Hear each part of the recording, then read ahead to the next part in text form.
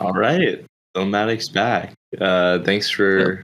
for having us, Nabil. Of course, I of course. it's been a while since we've done podcasts, and you said this one's a freestyle podcast, which Yes. long-time Filmatic listeners know we haven't done a freestyle podcast, I think, since since quarantine. Yeah. Yeah, well, in my memory, we've never done a freestyle, if you know what I mean. So let's just get started. Know what you mean. You know, uh-huh. Yeah. Uh-huh. All right. Here we go. Filmatic back on the track. And you already know that we're back on the podcast. I hope you're having fun with us in our cast of characters, of friends. And guess what? I'm on the bends, down the hill. Tony Hawk, bitch. I take a pill of Tylenol because my head hurts. And guess what? This shit works. Filmatic works because we're back on the track. Yeah. I don't think that's. Yeah, Nabil, what the hell was that? It was a freestyle. I just wanted you guys to freestyle with me. I'm not gonna do that. Wait, Nabil, did you not understand the messages before the podcast started on what a freestyle was, like a freestyle podcast was? Yeah, well, I assumed it would be just us freestyling for about 2 hours.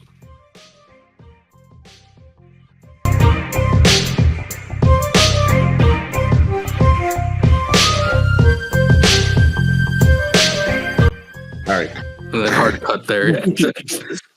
Perfect. Great. How do we stop this music? Can we not just stop it? There we go. All right. Oh. And, well, yeah, I mean, we're here. We're back. Filmatic is back. Another freestyle. You know, Casey, as you mentioned in the intro, we have not done a freestyle since the original quarantine period back in 2020, 2021. Yeah, it's like pre-first Filmatic cancellation. We have second Filmatic cancellation. There's been 4 Filmatic cancellations. Yeah. So yeah, I mean, we never talked about why Filmatic got canceled. I don't know if we want to get into why Filmatic got canceled. I don't know. We don't have to talk about the allegations and the charges. There were no charges. There were no. Oh, they got dropped. I don't understand the joke, but no. Filmatic. We just get busy. We get tumultuous. Too busy for Age of Cage, huh? Too busy. I'm never too busy for Age of Cage. Besides the time I just was, but yeah, now I'm not too busy for Age of Cage. But you know what? We're gonna leave that up to the listeners, and I'll explain in a minute. But first, I'd be remiss if I didn't introduce everybody. Of course, returning we have Casey. Hello, on the video. Everybody. Yes, and for our video listeners, the invisible man, the voice you're hearing is Mr. Jeffrey Williams. How's it going, Don't say it like that. Don't say it like that. All right, Mr. Jeffrey Williams is here. Yeah, say it as I stated in the contract before filming this, how I needed it to be stated. But Jeff, I think we've it's been a minute. I think you were last on during the Avatar podcast, Avatar: The Way of Water.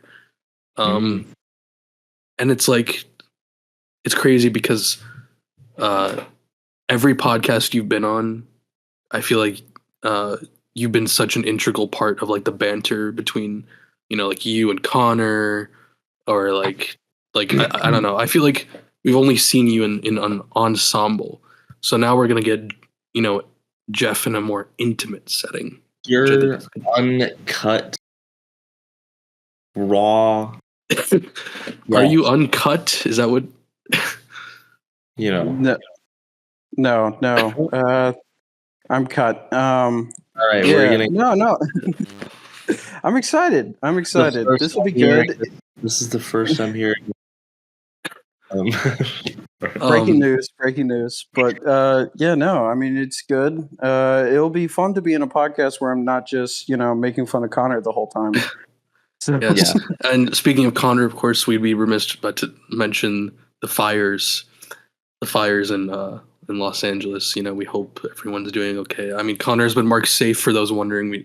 Those people who know Connor Park does live in LA, but he's fine. He's in the park. I guess that's not on fire. I'm not too familiar with the specifics of the incident. People are telling me that movies are pretty big over there. Yeah, movies are big in Los Angeles, Hollywood area. I'm just not as big as arson recently, but yeah. Oh, okay. For the homeless. But yeah, Connor's safe. So moving on though, as I said, this the reason I had to bring back the freestyle is because we need to set Filmatic back on course. We need to realign the podcast, and how better to do that than with a classic format of just jamming, of just talking about any of the, because there's also been so much we've missed. So much has happened in the movie scene since we last spoke. Red 1 came out, right? Monkey Man, Robbie Williams came out. Robbie Williams. We're gonna talk about Better Man. Don't you fucking call it Monkey Man. Yeah, that's actually there wasn't. Monkey Man was a different movie that came out. Monkey Man did also come out. Yeah, it was before Filmatic petered out. But yeah, I mean, we never talked about it. It's a good movie, Monkey Man. Nosferatu came out, which I want to talk about. Although Casey hasn't seen it. Yeah, so we'll do no spoilers. Yeah. No. Joker 2 also, big one we want to talk about. Yeah. But I guess just to get started, I want to ask you both, respectively, and I guess we could start with Casey. What is your favorite movie that you've seen recently? What's a movie you've seen recently that you have to get out there, that you have to mention? Well, yes. I would say, God, how long have we been gone now? How long have we been? It's safe to say about 6 months, 7 months. Yeah. I think it was like July of 2024. Now it's January 2025. So.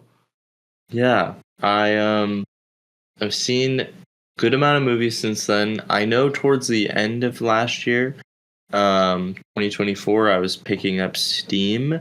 The good amount of movies on my Letterboxd. Some movies recently that have become some favorites that I know are kind of post are in our little break. I saw Nora. That's definitely one of my favorite movies of last year. It's really great. Revisiting some older movies that I had never seen before. Nowhere by Greg Araki. For all our gay Filmatic fans, we have a large queer. Many people are telling me that we have a large queer Filmatic fan base. And if you like new queer cinema, Greg Araki's Nowhere, and also the Doom Generation, part of his Teenage Apocalypse trilogy. Both phenomenal. Would recommend. Some other movies, stuff I want to talk about. I want to talk about Red 1. Yeah, talk about Red 1. Well, we can loop back to that. Yeah. But I want to get Jeff. Is there any movie you've seen in the last 6 or 7 months that is of note, is something that you enjoyed or Yeah, didn't enjoy, I mean, just that you want to talk about. Yeah. yeah, I've been circling through. I know there's been a lot of great movies that have been released recently within the last 7 or so months. Like Nosferatu is one that I'm really keen to see, but I haven't gotten around to seeing it yet. Plenty of movies in that time span where I haven't gone out to the theaters and actually seen it, but I've been really diving deep into some older cinema and a lot of like foreign films. So Okay. I've really gotten into the work of Kurosawa, watching a lot of like the old Okay. Japanese samurai movies. Um, Notable ones being uh, Throne of Blood, Hidden Fortress, High and Low. Those have all been really fantastic. Yeah. And And you mentioned High and Low. I don't know if you know this, but Spike Lee is doing a High and Low remake with Denzel Washington. Actually, they're working on that right now. ooh, that could be interesting. Yeah, just wanted to mention that because I know you're also like Spike Lee. Yeah, Oh, yeah, no, I do like Spike Lee in a lot of his films, and anything with Denzel Washington starring, it's enough to Mhm. get me to Yeah, watch for sure. yeah. That'll be interesting. He carried the shit out of Gladiator 2, um, Mm. which was a disappointment, unfortunately. Um, I wrote a review about it, but basically it's just like doesn't really make much sense and tries to like capitalize off the like aura, if you will, of the original Gladiator, but it's completely like unearned. So it just comes off as like weird and like fake tier. So, but the only silver lining I think is Denzel's character, who clearly is just having a lot of fun in his role of medieval Joker. So yeah, Yeah, I haven't gotten around to see it, but I heard both him and Pedro Pascal both had great yeah, he's performances. tragically underused, unfortunately. Like Mhm. he is not in a lot of the movie, and in my opinion, is just kind of, I mean, just underused. I mean, Ridley Scott obviously like can't be understated how hard it is to make a blockbuster, and he's someone who clearly still knows how to do that and always has, and I respect that. But at the same time, it's just like I don't know what they were thinking with the writing for the movie.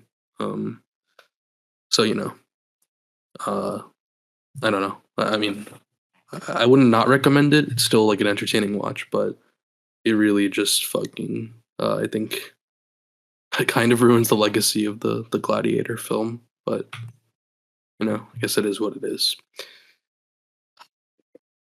Looping back, Casey, should we talk about Red One? We can't talk about Red One. I forgot maybe the most important film, Megalopolis.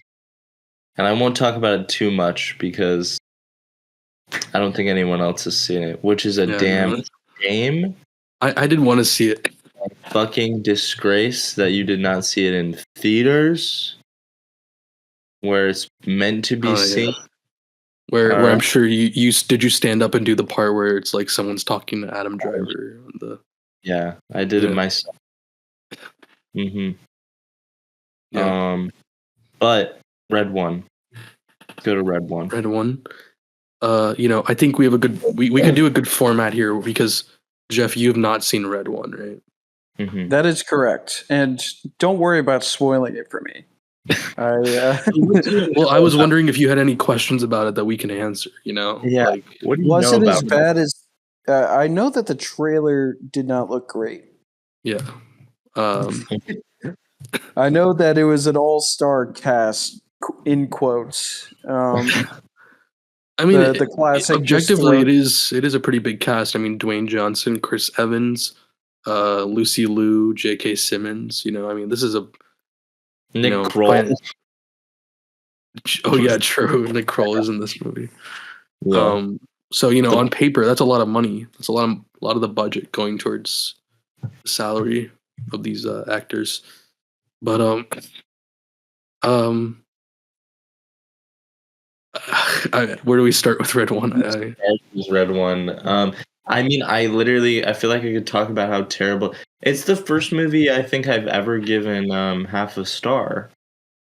You're not watching enough movies. I think it's my, but no. The thing is, it's just to start with. We had this like it was. I think it wasn't like it was a very long realization that lasted like, you know, after the first 20 minutes of the movie, it lasted the next, hour 40.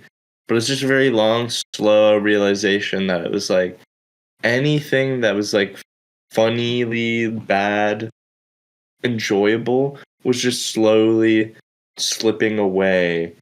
And it left you feeling completely numb and fucking empty. This movie takes everything out of you.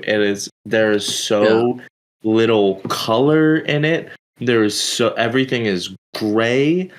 There is nothing fun or exciting or interesting about a single scene in this movie that is not immediately stripped away for a stupid joke that is not even funny, or there's nothing redeeming. There's nothing. It is a 0-star movie, if possible. Yeah, that's the truth, because I gave it a half a star, obviously, but I never thought I'd see a movie that made me doubt my other half star. Like, it made me be like, wow, this is the same rating as Fast X, but this makes Fast X look like, fucking a masterpiece comparatively. Yeah. Or like I was just looking like Humanity Bureau, which a Joker movie. Did we talk about that, or did we just watch it? I don't know before the hiatus. I don't think we ever talked about it. I don't think we ever got to film it. We were working on another Age of Cage episode. I think it was the last one in my letterbox. So I think it was the last one we got to watch. Maybe we did, and I don't remember.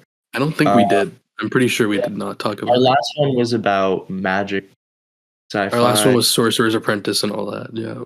Okay. Remember is Humanity Bureau the one where he has OCD and has to be really clean?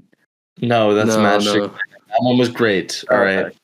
Great is an overstatement, but it was okay. It was a good movie. It was good, but it wasn't great. Humanity Bureau is what is it? A geezer teaser, as Evan. It's a geezer teaser that's like funded by China. You know how it goes. Like made for Redbox. It's takes place in the future, and he has to like. What does he have to do? Like protect that family, but then he finds out that it's actually his wife and kid. It's a terrible movie. It's a huge plot twist involved. Basically, it's like post-apocalyptic. Like climate change has destroyed the world. There's not enough water. They're sending all of these people who can't basically who aren't like socially or viable or have like too many kids or different things, like, or have unpaid debts. They get sent to this new city, which turns out basically to be a concentration camp where they're just just killing them. Which is like, I don't know. Funny thing is, I feel like just describing it makes it sound better than it actually is. Because I don't think these are like uninteresting concepts necessarily. No, because part of what's so terrible about it is like visually how it looks. But that's what I want to. We're jumping all over the place. We're back. Filmatic's back. But it's a freestyle. Visually, that movie is interesting. Like, there's a lot happening compared to Red One. Yeah, it doesn't look good, but it is like it's fucking weird. I mean, you can tell they actually shot on location in some places, which is or more than you can say for Red One. You can tell when they didn't.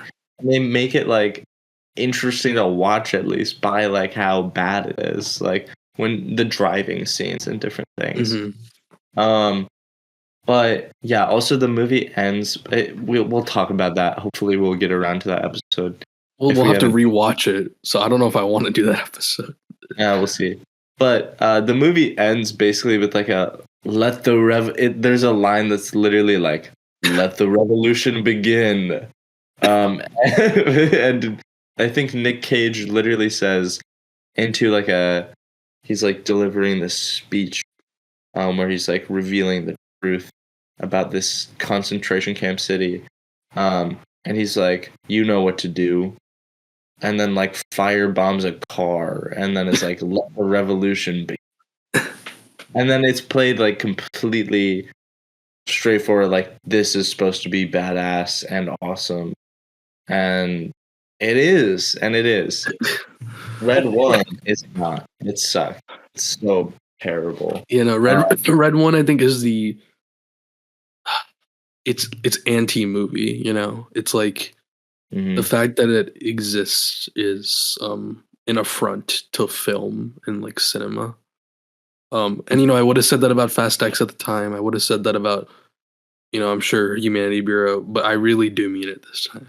Like about this movie, it's just atrocious.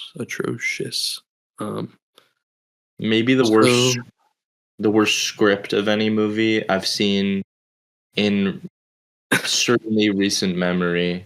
This guy's a level 4 naughty lister. It's a level 4 naughty lister. Say it. Say it. Poop. No one understands that. Yeah. Maybe we can put the GIF on screen right here. Yeah. Yeah. But yeah, there was something with it. J.K. Specifically, like how much people were paid to act in this movie. I think The Rock made $50 million. That was a number I was seeing thrown around. I think Chris Evans made $15 million. And the budget for the film was somewhere around like $250 million.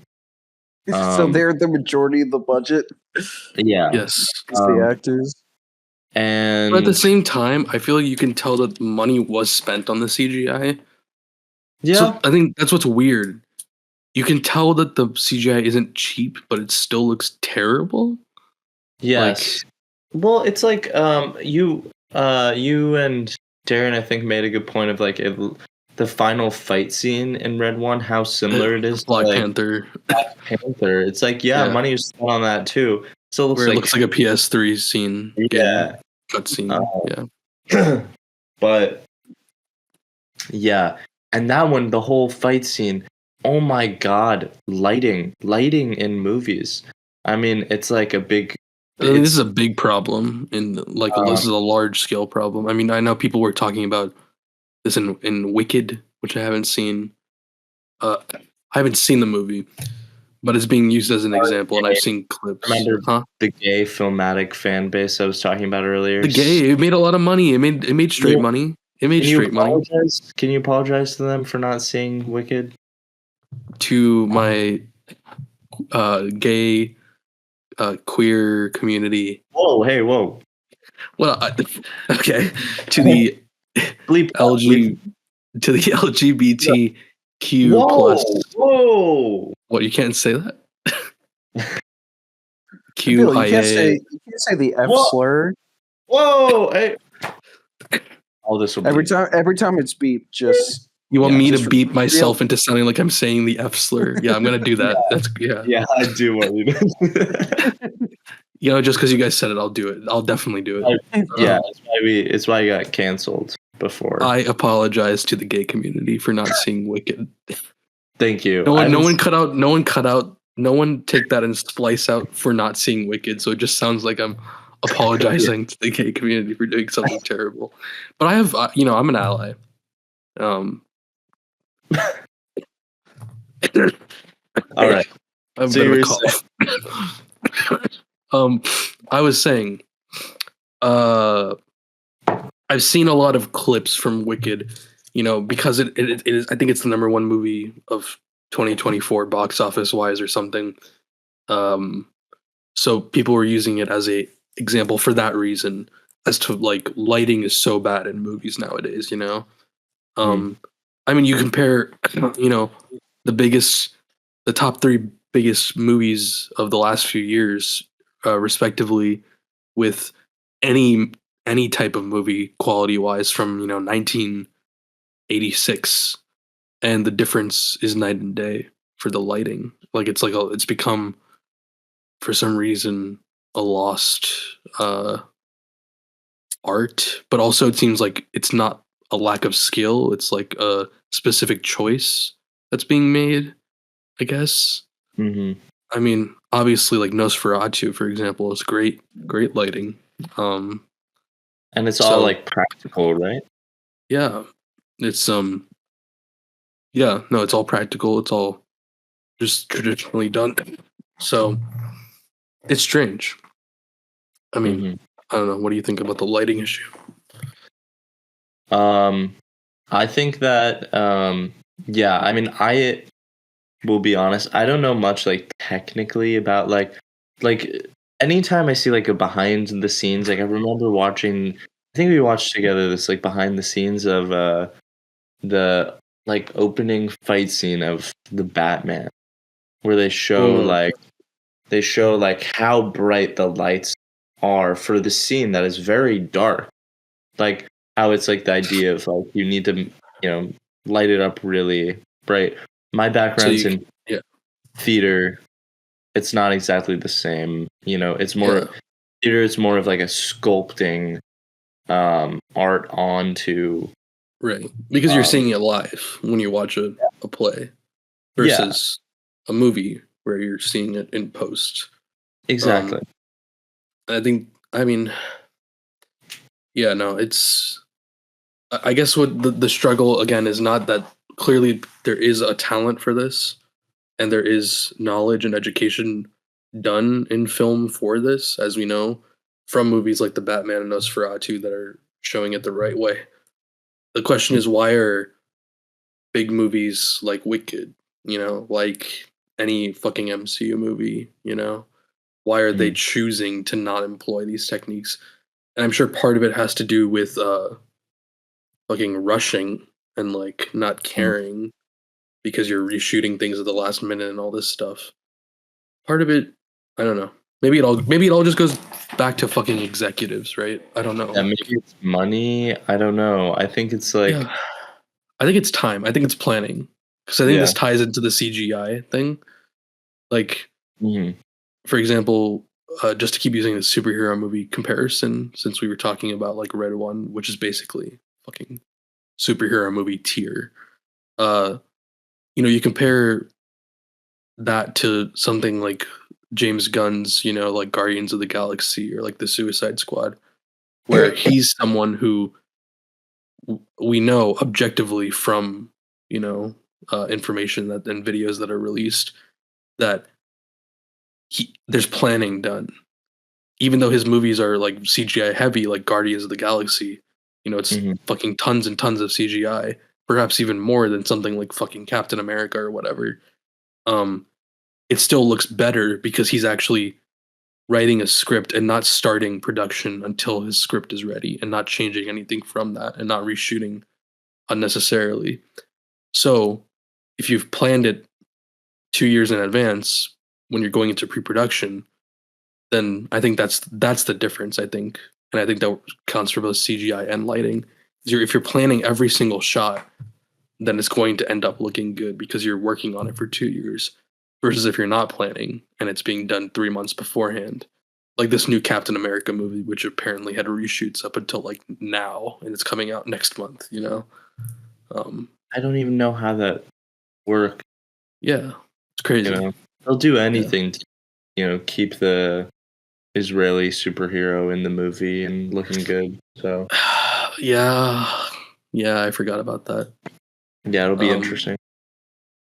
yeah, I mean, I'm sure they've removed most of the imagery around that to like try and appease people, but Yeah. maybe it will be interesting to see what amount they left in, what kind of Mhm. references they've put in. Yeah. But yeah. So what's next? Well, I'd like to bring Jeff back into the fold here. Huh? Tua? Yeah. Sorry, you get into Tua? lighting, get into the technical aspects. And I don't have. Oh, Okay. We have a newcomer. Tenzin Smith is here. Hey, everybody! And Tenzin, feel free to turn your video on if possible. If I don't not, have one. it's okay. That's No. fine. Jeff doesn't I have looked. one. I looked at the camera and it broke. Okay. Well, Tenzin, we were just talking about, among other things, our favorite movies that we've seen in the last 6 months, and I'm wondering if you have any movies you've seen in the last 6 months. Dude, I haven't seen any. 0? No, I'm just kidding. Okay. No. I've seen some. I'd have to think about it though.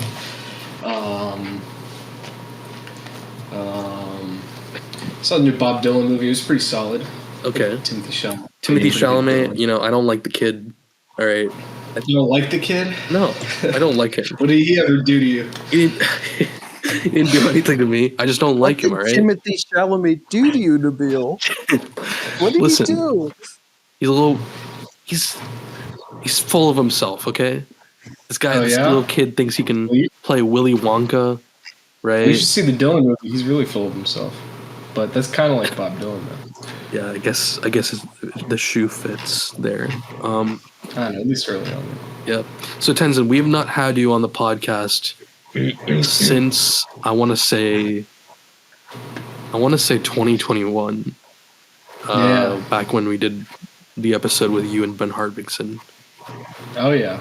So yeah, I was on the Borat episode too, right? Yeah. I think that was also 2020, 2021, right? 4 years. So, Right. 4 years. Oh yeah. 4 years in the making. You've returned. Yep. Triumphant return. Yep. How does it feel? How does it feel? How does it feel? Feels pretty good. It's good to be back. Yeah. Yeah. Cool.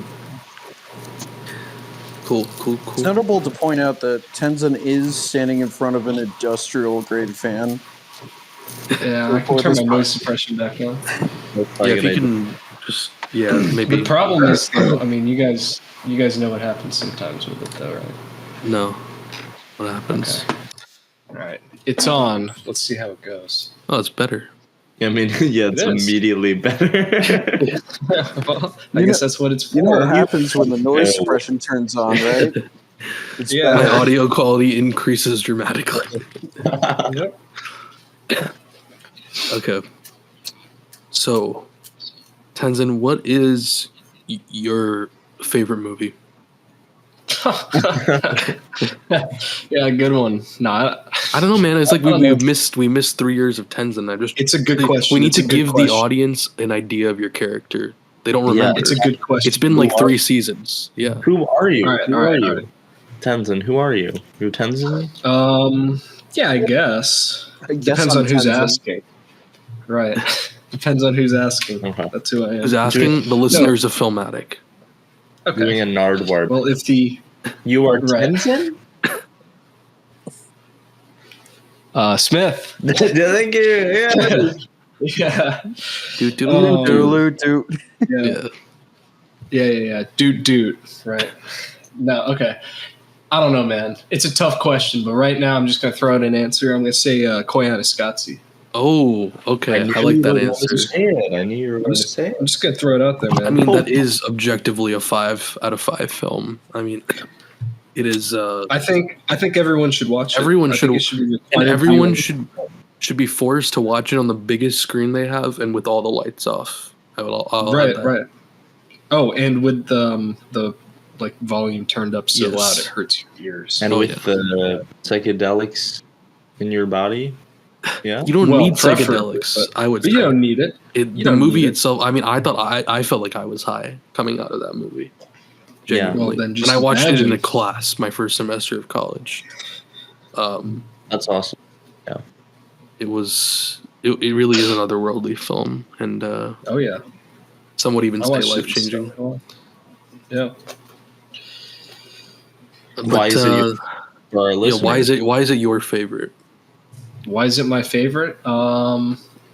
I don't know. I feel like it's if I got to pick one, I want to pick one that is, that aims big and that comes as close to achieving its goals as possible. Mm-hmm. And I think that's a great example of it. Yeah. Because the scope is huge, but it tackles it in an achievable way, Yeah. and the execution's flawless.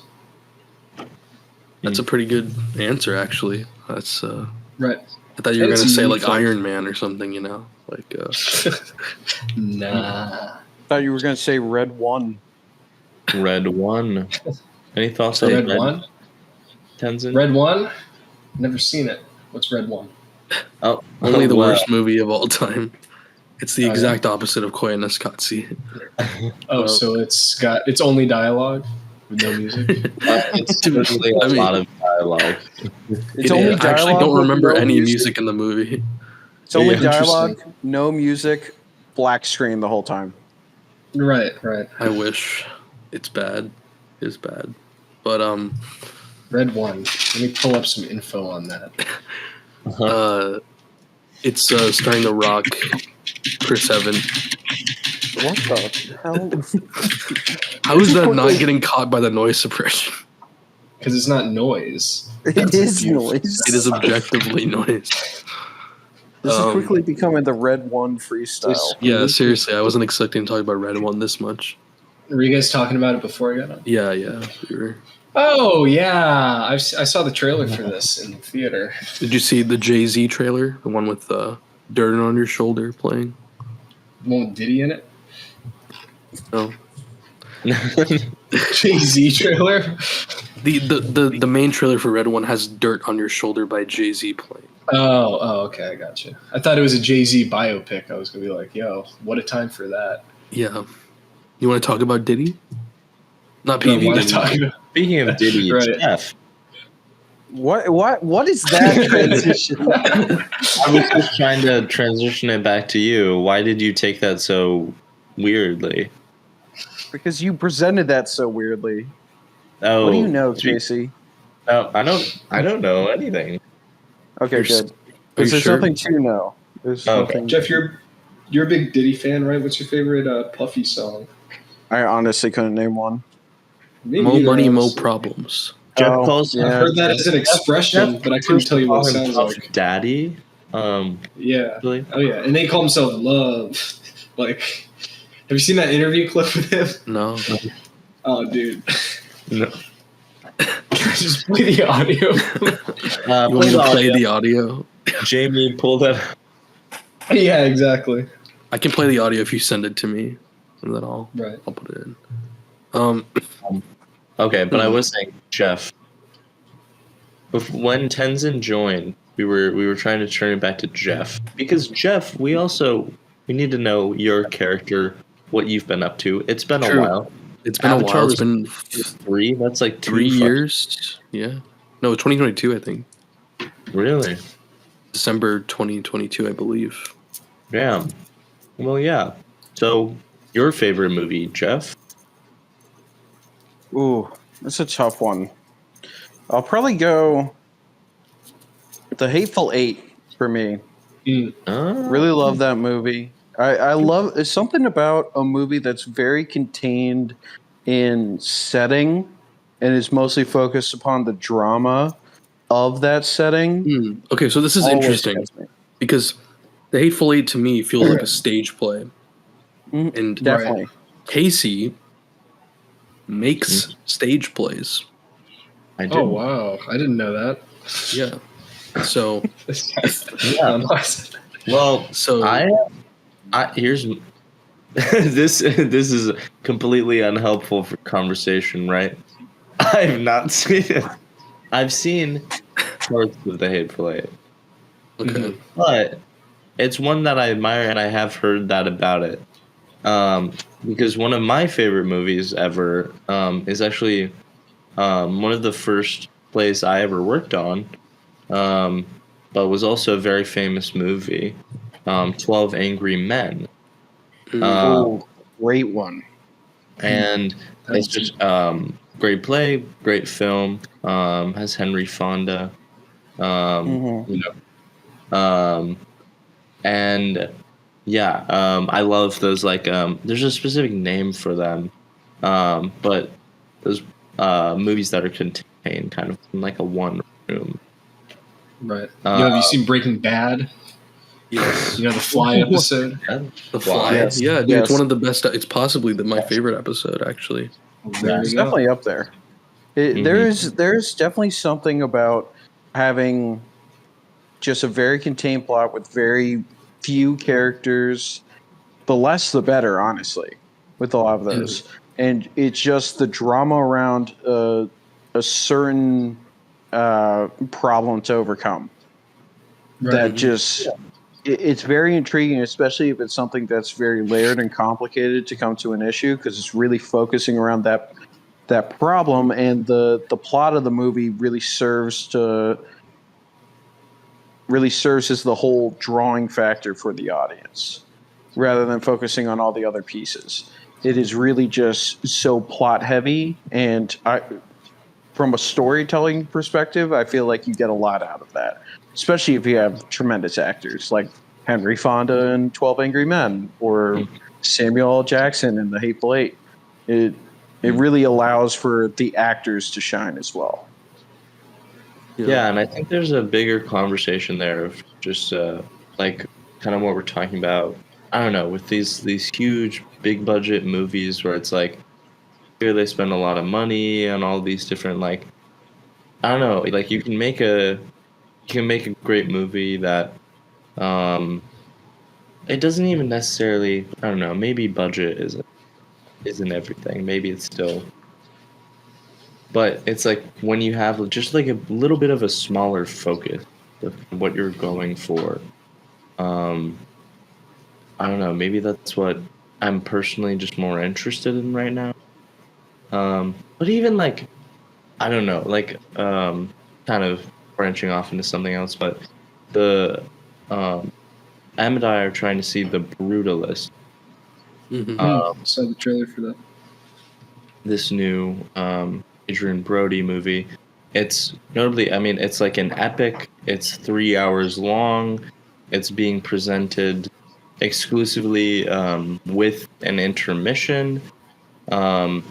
Most places it's being distributed on a very like small amount of theaters, typically in 35 or 70 millimeter. And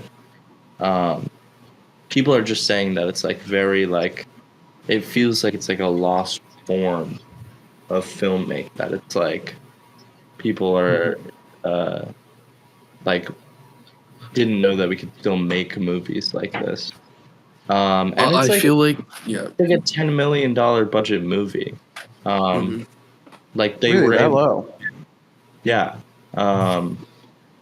With that little money, it's like I don't know. It again draws back to Red One, but I saw this like graphic that was like, I think it was just like it was like literally like 30 different movies that were like either distributed or like co-produced and distributed with A24, compared to the budget of Red One. And it's like you had all of these movies, like I Saw the TV Blow, The Brutalist, Sing Sing, all these different movies that have come out just in the past year alone, that you're able to create for the cost of one $7 production. It's crazy. It's crazy. Yeah. Like maybe we need to take a step back and just like reassess. Yeah, I mean, I think there definitely is a money issue, but more than that, I feel like it all boils down to what I was saying earlier, which is just vision. Like this is like what all these things are what you get when a creative is allowed to actually pursue their vision, and whether that's a low budget thing like The Brutalist or a small scale story, relatively like The Hateful Eight or like what you were talking about, or even when it's a bigger budget movie like The Batman. all of these things are I think what people want is not just one of these things, or only low budget, or only movies that are in 35 millimeter, only superhero movies. Like, people just want a movie that is a movie that is someone's vision. You know, I think that's the real answer. That's why I like Megalopolis. It was someone's vision. Right. Why I like Megalopolis. You saw Megalopolis? Of course, in the theater. I saw it in the Opening theater night? as well. It's Maybe not opening night, but like, Wow, here. you guys should start a club, make jackets. That was great. I saw it with Evan, and we were the only people in the entire theater, so we got a private screening, so we could stand up and clap and hoot and holler and really get into it. Did you do the scene? Yeah. Did you do the scene? Did you stand up? Oh yeah, of course. Yeah, stood up. I took my hat off and I put my hand over my heart. Good. Yep. During the 9/11 footage, I cheered. I was like, yeah, right. But yeah, I mean, I thought Megalopolis was great. And it is actually like a perfect example of like a creative just kind of going like, and again, like, it doesn't always pay off and it doesn't work for everybody, but like we talked about, like, risk, like, I think that's what makes it exciting and like unique, special. Like, that movie, there are plenty of things that like do not work in it. There are plenty of things that are like ridiculous and fucking like nonsensical, but it is just like, it is so clear that it is like this guy who has dedicated like 40 fucking years and hundreds of millions of dollars of his own money to making this one movie. Wasn't he also harassing women? I mean, did you hear that? Where he was like, I did hear about that in some scene. He was just like being kind of like a pervy old guy on the set a little bit. Well, we didn't hear. Maybe that was part of his vision, you know. It may Part of his be. vision. That was part of his vision. That's All why he right, spent the well, hundreds of now I'm millions. gonna draw on the back. set. You're gonna draw back. Yeah, you better scale back your. I thought it was goofy. I thought it was really, really silly, actually. Yeah. But in a great way. It was so unserious, man. The only clip And I I've felt seen like- is the part where he's like, go to the club. You know what I'm talking about? Right. Go back to the club. I am going to say, in reference to that though,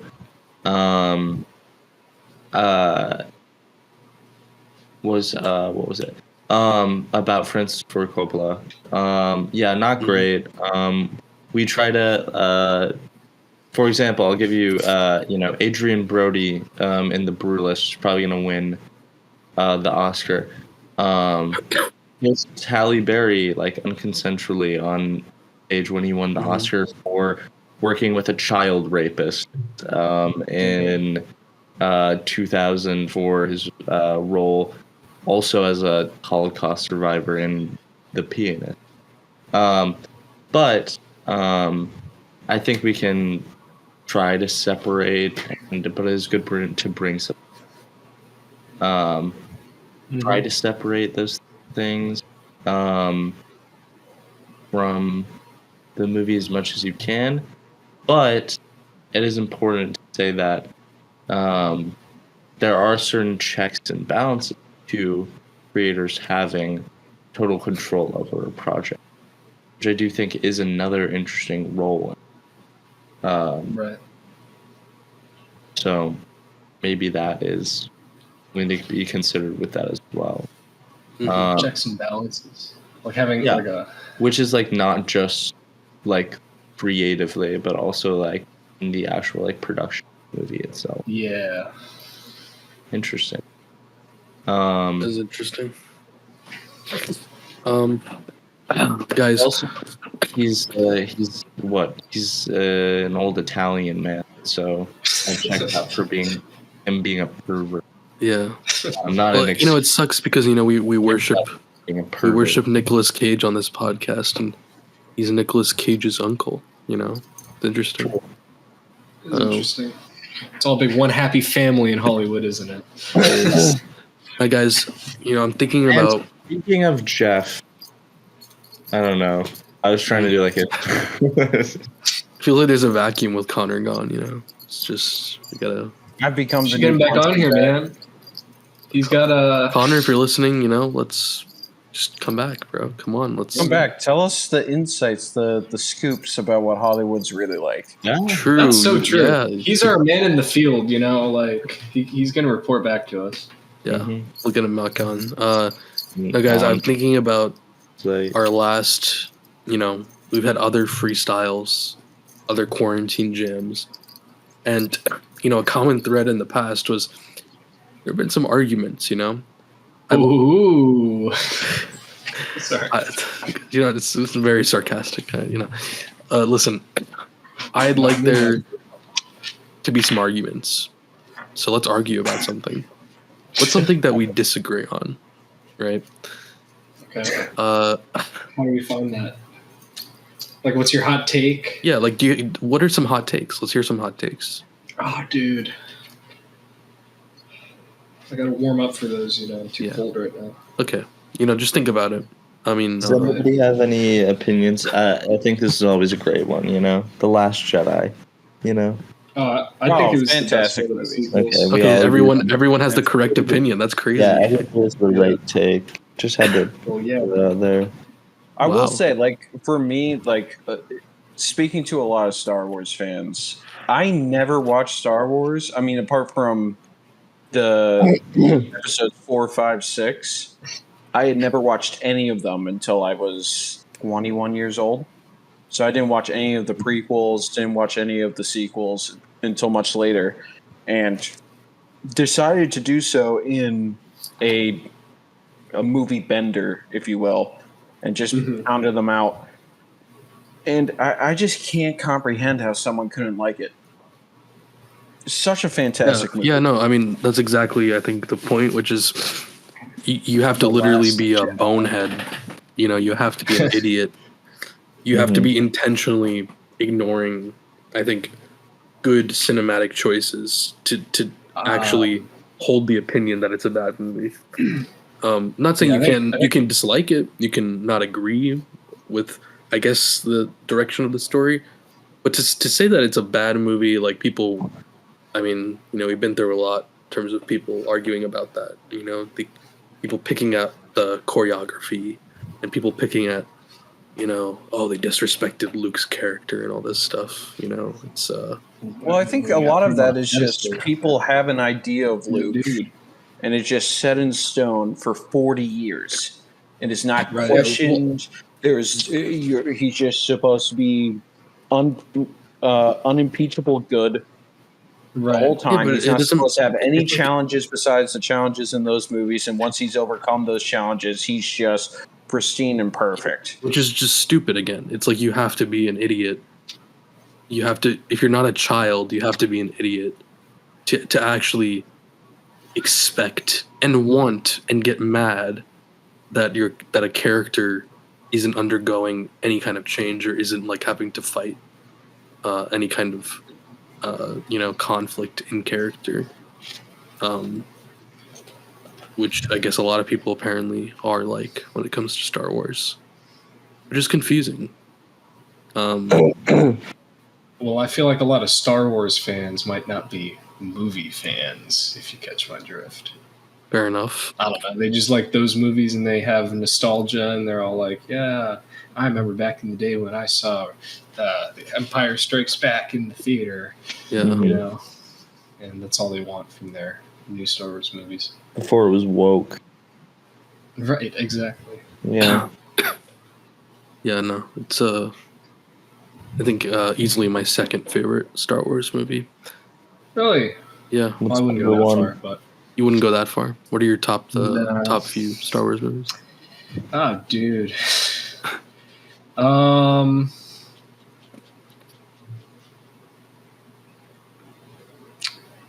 right. Yeah, the top 2 are 4 and 5, Probably the 5th one's my favorite. I know that's like the coldest take imaginable. Return of the Jedi? Empire Strikes Back. Oh, okay. Yeah, Return of the Jedi is pretty. I love that movie. It's a bit But mid. I really like Revenge of the Sith, Episode 3. Yeah, that's It's not a hot super take, flawed buddy. investment. Everybody and their mother nowadays. Well, Well, everyone I've been of saying our it ever since I generation, saw it when it came out. So everyone of our generation definitely feel that way. I feel like a lot Yeah, of it's people Joker. that watch, yeah, It's Joker. a lot of the people that watch the original Star Wars as they came out are still upset over the prequels, and I love the won't even prequels. accept I just how think- good 3 was. I just don't like this retcon that people in our generation make with Revenge of the Sith, which is Ain't no retcon. I always loved it. that's fair. You're the exception, I guess. But I guess Oh, This the action's crazy, man. No, Come no, on, no, I no. hate that. It's oh, I hate that shut shit the up when I was fuck like, up! Everyone, the retcon specifically, is everyone takes the last 25 minutes of the movie and goes, "Oh my god, this is underrated. This is Bro, what awesome." about General Grievous though? Oh, What about the when fight on the in on the invisible reality, hand? Revenge of the Sith is no better than Attack of the Clones. In fact, the best prequel is The Yeah. Phantom Menace. I'm dude, sorry. Yeah, the Phantom Menace is fire. I don't believe. Hold on. Phantom Menace is dope. No. You're trying to craft an argument here because Trying there's to. no- It is an argument. I just crafted No, it. There's no way you actually believe the Phantom Menace is like. I do. watchable. It's the only one. Oh no, I'm not saying it's barely watchable. Don't get me wrong.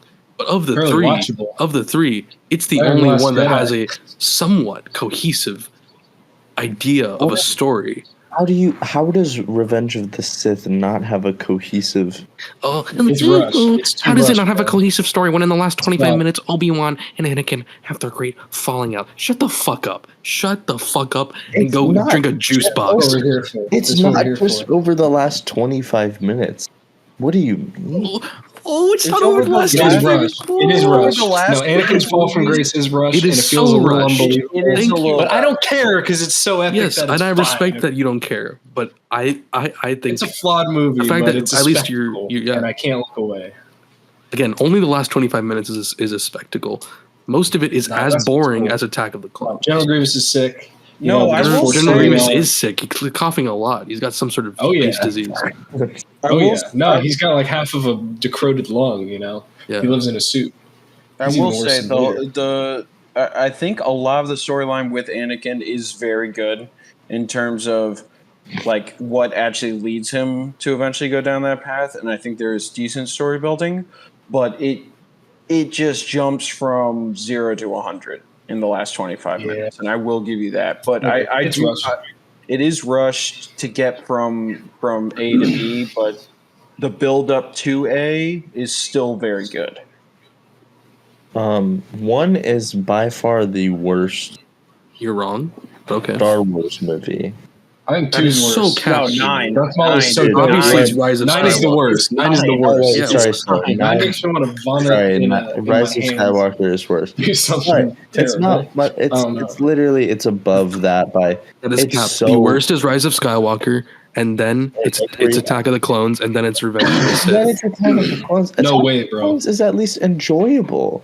It's enjoyable. When's the last time you watched it? Are you? I like the detective stuff, you know. I like the death sticks. We want to buy some death sticks, you know. Like It's okay. It has been a while since I watched it. I'll Try again and try to watch it in one sitting, and then come back to me. That's all. try to right. watch in one sitting. I I'll know succeed. that Trust Phantom me. Menace. Phantom Menace is solely just like it is literally just. I don't No, know. it's not though. It's the only one with the concept of a story that's Cool, somewhat man. They got interesting. practical effects, They got- bro. They go True. pod racing. Also, bro. they do have the best effects Also, of the three. Watto is funny. Watto is funny. It has pod racing. Jar Jar Binks. We got Dude, I love Qui-Gon Jar Jar Jinn. Binks. That's my Qui-Gon hot Jinn. take. I like Jar Oh, Jar Liam Binks. Neeson. You have Yeah, Liam Neeson. Yeah, Liam So Neeson. Darth Maul.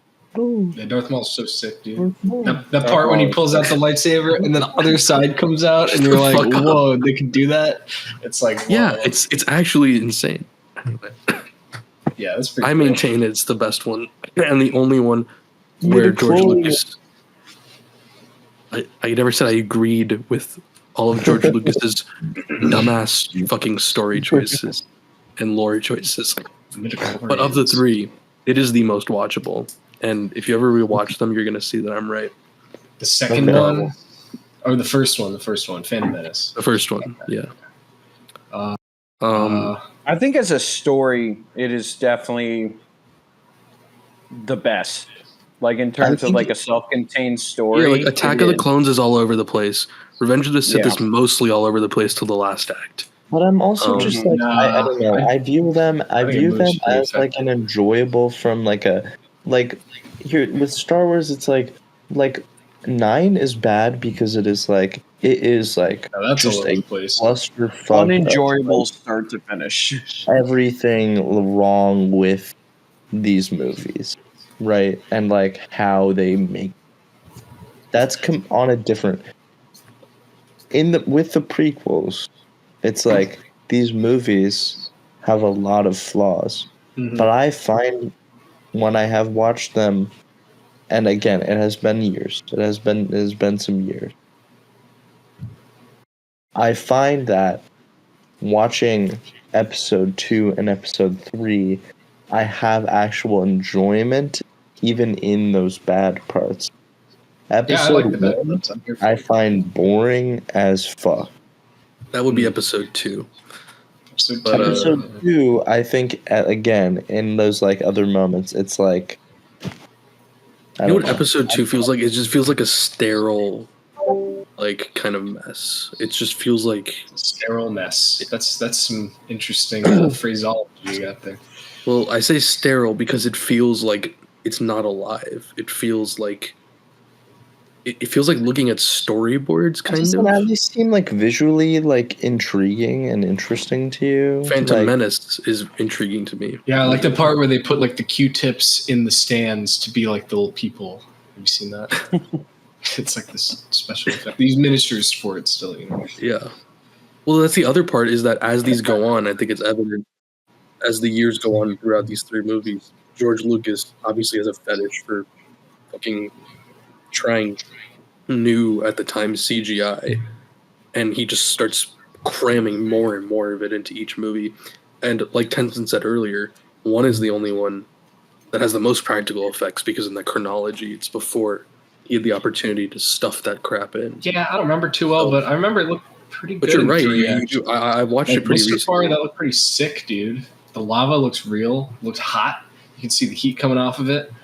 You know, the sound design is excellent as always. The lava looks real. Is that what you guys are actually saying? Yeah, it looks you think pretty the lava good. looks real? Let's pull up a clip, man. Let me look, man. In my mind, it looks like so real, you know.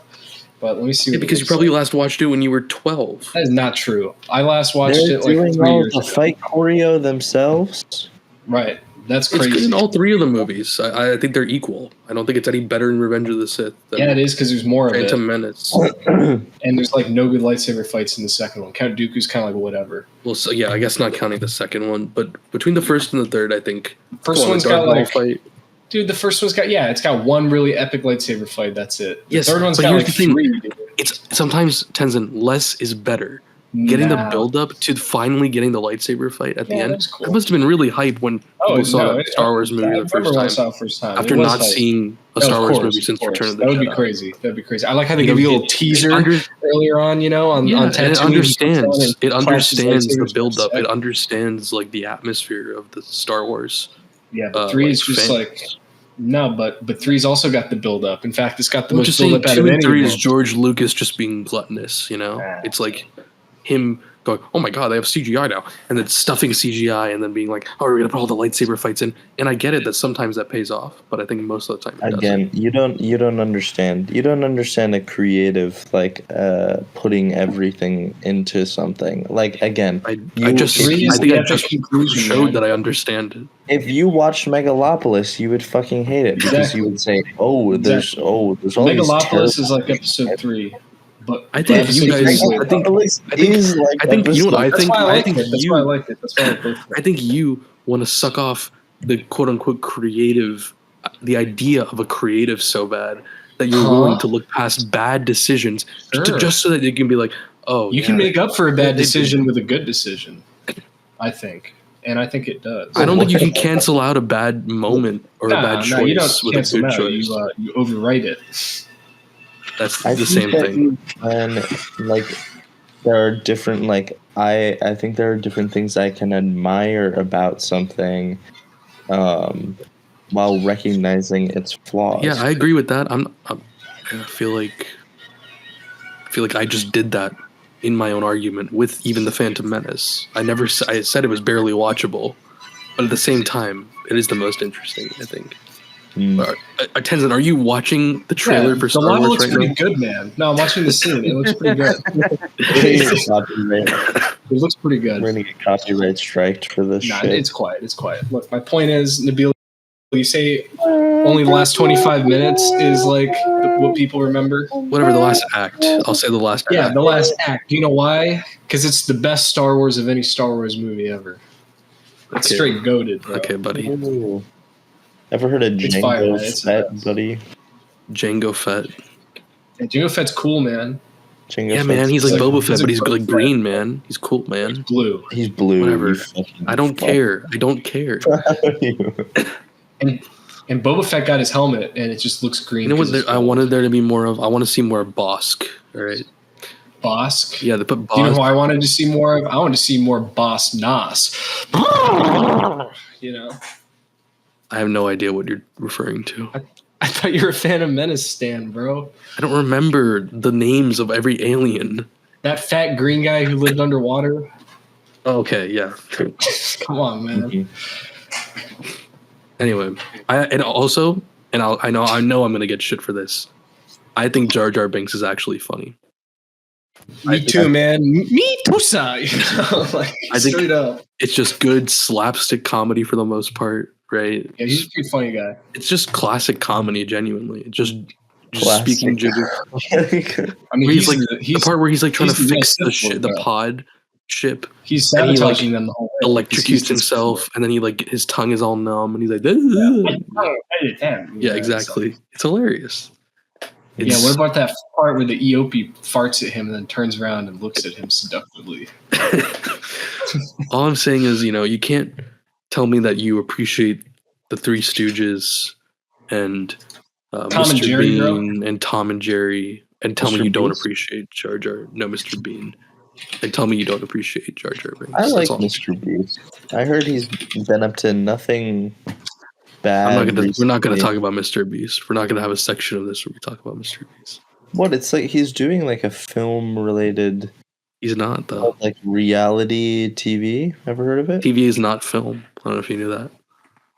Well, TV can be shot on film. I think they shot. I don't think they I think definitely they didn't. shot these games on film. People are telling me.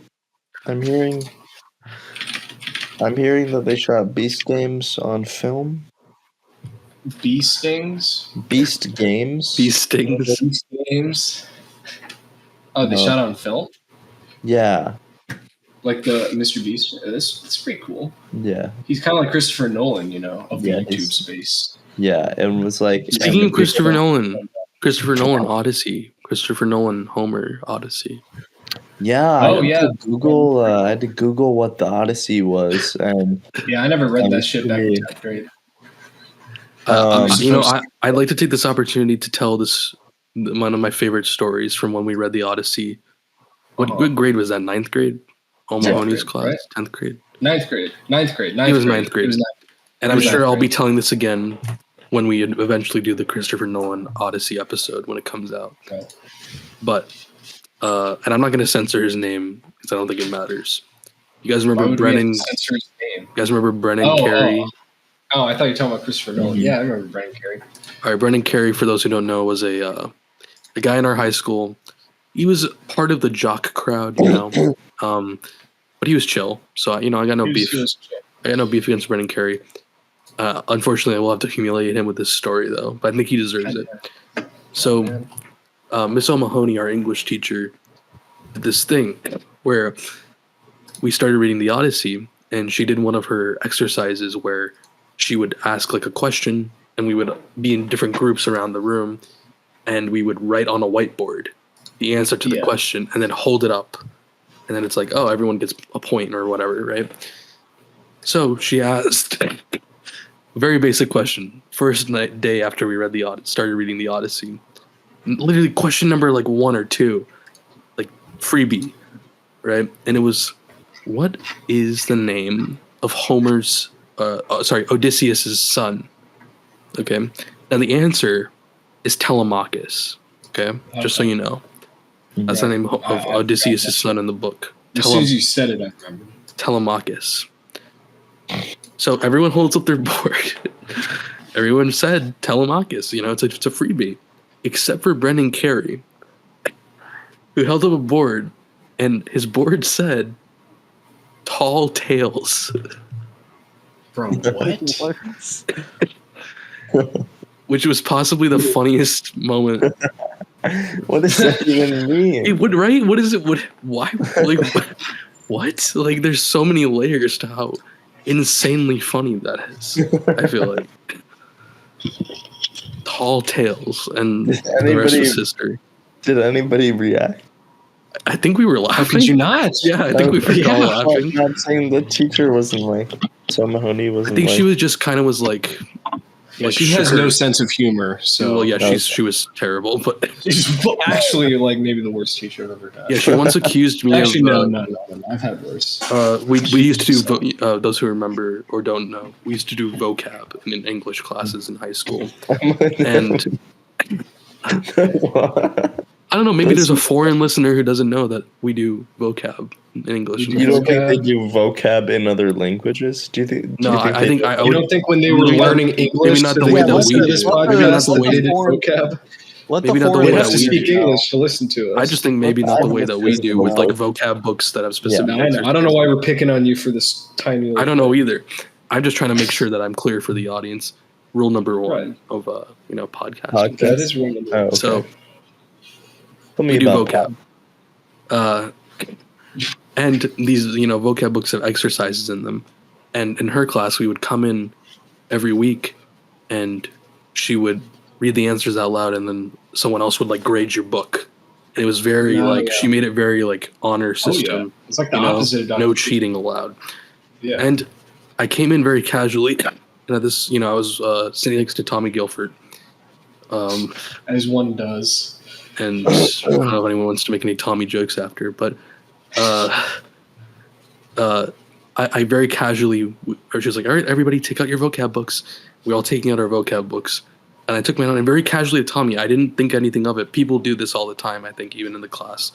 But I was just like, oh, did you get number 7? I didn't get it. And he's like, oh yeah, it was whatever the answer was. And I just wrote it down.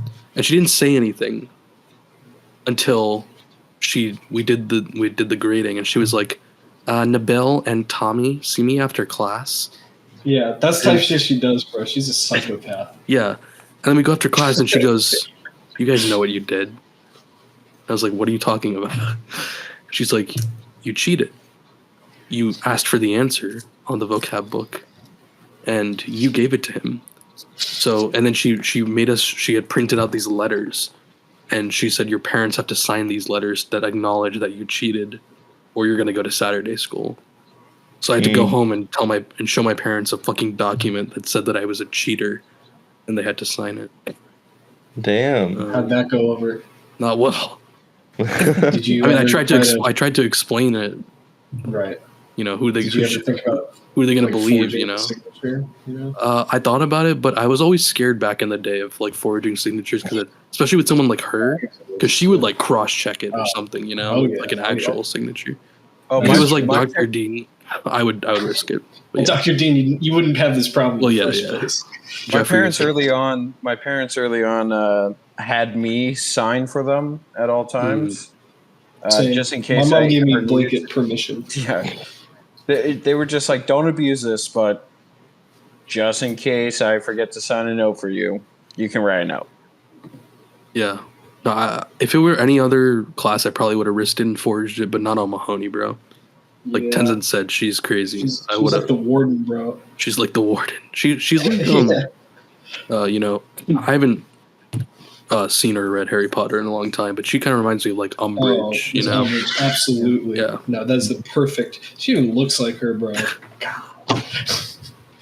Yeah. Didn't she become one of our class sponsors? Yeah, after I was gone, right? One year she was the sponsor, but just because like she was Solstrom's class sponsor, I felt bad. She was just like She one of the hated him. fill-ins, She hated him. you know. I think that was like the Roderick effect, though. Of course. Yeah. So that's my my English class stories. What about you, Yeah. Christy? What hot takes you got? What hot takes do I have?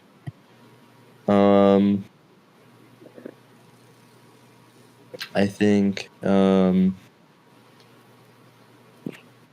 don't know. I'm very unconfrontational. I'm very That is so cap, Junior. easygoing. Yeah, I can do that. Hold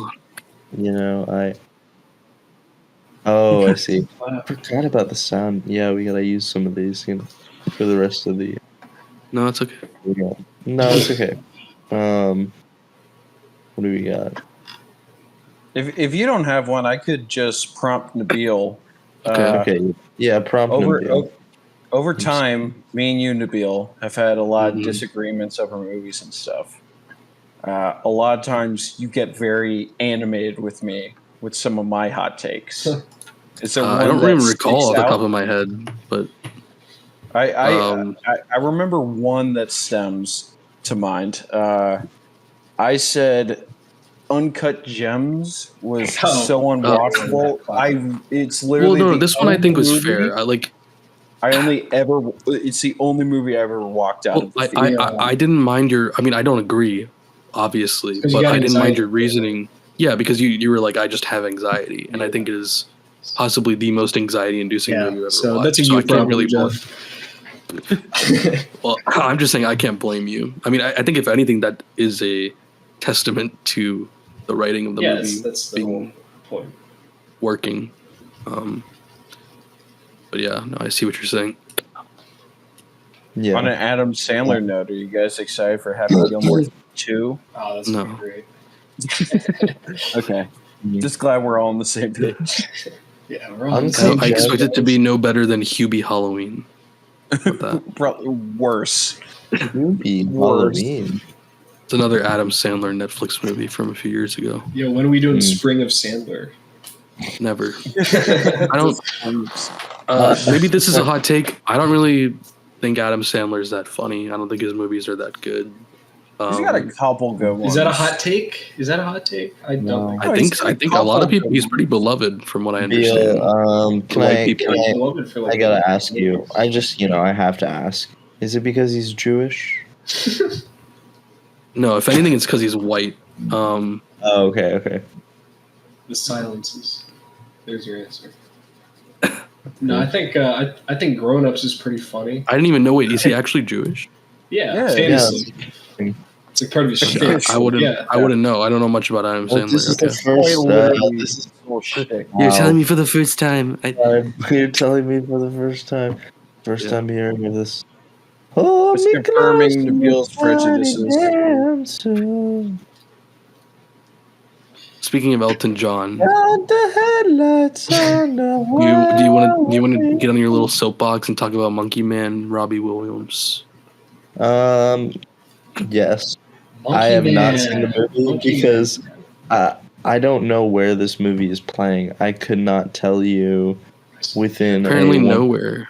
I live in a major city and this movie is not playing, which is scary. That's probably because it opened to $500,000. I never by the way, nothing. It never opened anywhere. It did open though. I'm saying in near me. I don't know where it opened in the United States. That's what I'm confused about. I mean, I don't think if it had opened in more theaters, it would have made a shit ton more money.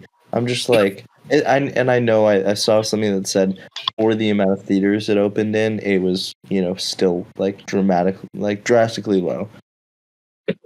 But I'm just like, if people, I want to see this movie and I can't even see it because where the fuck is it? But Better Man, Robbie Williams, I don't even know his music. I've heard one song. I like the one song. The music video, Rocky DJ, it's great. Check it out. But if for the Filmatic listeners, if you're not familiar, he is a pop star from England, which I view myself as, a cultured listener of world music. So I will listen to music by All the way in British people, England. That's crazy. you know, You're so all the way adventurous. in England. I've listened to many Oasis. These are bands that people have never heard of before, but I go out of my way to listen to them. And I want to see Robbie Williams, who I don't really give a shit about, be played by a CGI monkey. And I will care about the monkey, and people are telling me that I will cry for this monkey. Oh. And I want to cry for this Monkey monkey. apparently does coke. I have heard, Yeah, he's a pop I star. read probably the funniest headline ever, or it was a little like quote, a little lead from an article that was like, there's nothing sad, there's nothing glamorous about a monkey doing cocaine. And I think that's from Robbie Williams, because they were like, Yeah. why are you making this movie? And he's like, nothing funny about monkey doing coke, is it? Right? So that was a good Robin Williams impression. Yeah, that was. Yeah, Robin. that's that was my favorite Robin Williams impression. But Robin Williams, Stop calling him Robin Williams. Why do you call him Robin Williams? What? Poor guy is dead. Oh, we're close. We're close like that. I call him Robin. I like my favorite. Have you seen the clip where he's like, for the next 2 hours, your ass is mine? Yeah. I like seeing that, and then people do it where it like cuts to his actual music, and it's like, bro, you don't have any music where you can be yelling that. Like, Okay, all right. I'm tired of it. Do you see when you're shitting on this man? Think about the monkey behind the man. Right. All right? Think about the monkey behind the man that you're making fun of. we're all monkeys, really. We're all monkeys. Does Robbie Williams, Maybe that's the message: is like, don't be mean to anyone, because we're. Is he a furry? Imagine if we were. If they're British, even if they're British, Is he a furry? Is he a furry? It's not a furry not a- movie.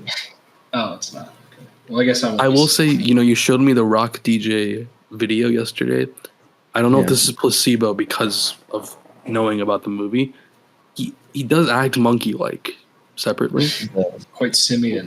He does. He smirks. He's cheeky. He does like chimp moves. He's doing like chimp dance moves. And this music video is predating this fucking movie. Yeah, it's from the 90s. And that's what they say about him. They say he's always felt like a monkey, and that's why he wanted to be played by a monkey. My main thing is I'm just like, maybe I'm just like, maybe you're right, Nabila, and I'm just like, I'm just sucking off the idea of like, but like, do we not want things that like take a risk? I do. Like, I think it's cool. I saw the trailer. It's and I had But no the thing is, idea what according it to was. people in the UK, is it really that big of a risk? Because over there, he's like Michael Jackson, Yes, Oh, but I'm he's like saying Michael like, Jackson. but people in the US are unwilling. It's like it's funny. Are we allowed to have fun? And like people are just so like unwilling to like have like whimsy or joy. They're just like. The most appealing part is the monkey thing. I agree with you. I just but think then it's I'm like that. Exactly. It's like isn't that like a creative like to draw people in? no. It seems like a pretty obvious ploy to get people to care about this guy that no one knows about in this country. Yes, I understand, but I'm saying that is it not doing that in a creative, unique way? I think it is. I think it could be even more unique. I don't think the bar for unique should Really? be. I don't. What if he's a fish? Let me put it That'd this be way. even more unique. I don't think the bar Imagine for unique. if a fish could play guitar. Yeah. This guy's wish has. What is it? These guys' thoughts have greater my wish. Oh yeah. Popstar never stop. Popstar never stop. That's a great one. I saw that in the theater. I don't think the bar for creative risk should be. What if I was a cheeky monkey? All right, that's all I'm saying. It's not That's though, it. because there's a whole movie behind it, and they do like it's like I don't know. I don't.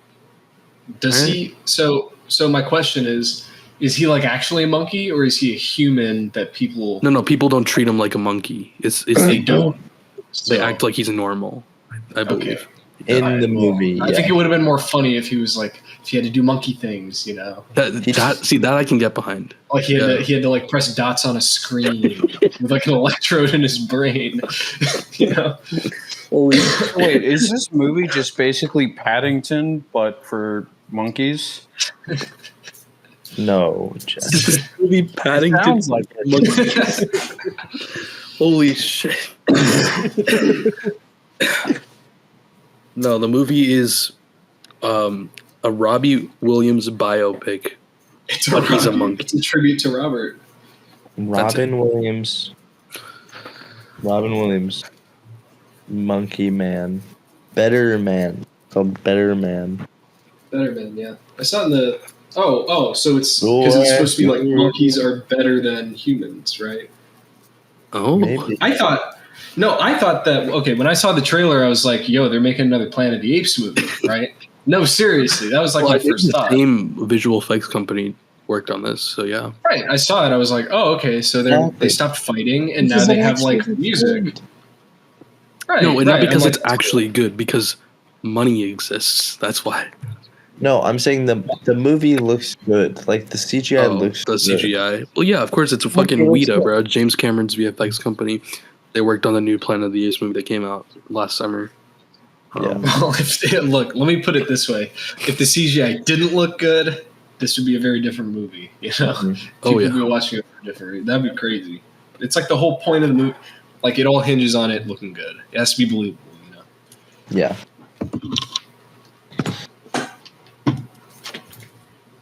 Anyway. So there's that's a good hot take. We talked There's about a Better good- Man. I mean, what else is there to fucking talk about? Um,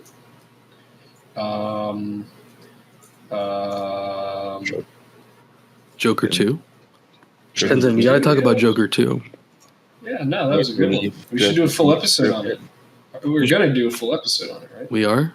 Yeah, we have to. I think eventually we have to, but for now, let's keep it brief. Okay. Tenzin, I, most people hated Joker 2 right across the Really? board. I didn't know that. Yeah, No it's got I'll be terrible. surprised. No, No, I know No that. spoilers. No spoilers, by the way. Don't spoil it. Yeah, okay. please don't. I started watching the movie on my flight home for Christmas, and just never got around to finishing the end of it. And now it feels like I have to go back. Yeah. Well, you do. It's a good movie. It's well made. It's, I thought it was really good. What I saw. You know, it's well made. The music is great. The acting is great, and most importantly, the writing is sound. And that's what they don't want you to. You know, they don't want you to know. They want you to think that Joker It's 2 the secret. is worse or as bad as Madam Web. They want you That's to think. That's insane. That's what people are saying. Genuinely, Right. that's what. I'm pretty sure it's lower rated. Like overall, which is insanity. I think people just. Again, it's crazy that I'm in this position. I didn't think I'd be in this position. So, you know, I don't want to sound insane to be like, people misunderstand the Joker. But people wouldn't it are be- misunderstanding the Joker. Like, Yeah. it's pretty wild. I mean, you know, Tenzin, I think, I don't know if you agree with this, but it's like, I think maybe part of the reason is that this movie takes aim at people who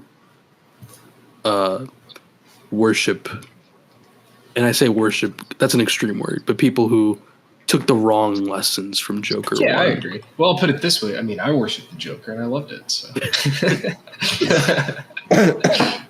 No. I totally get what you mean.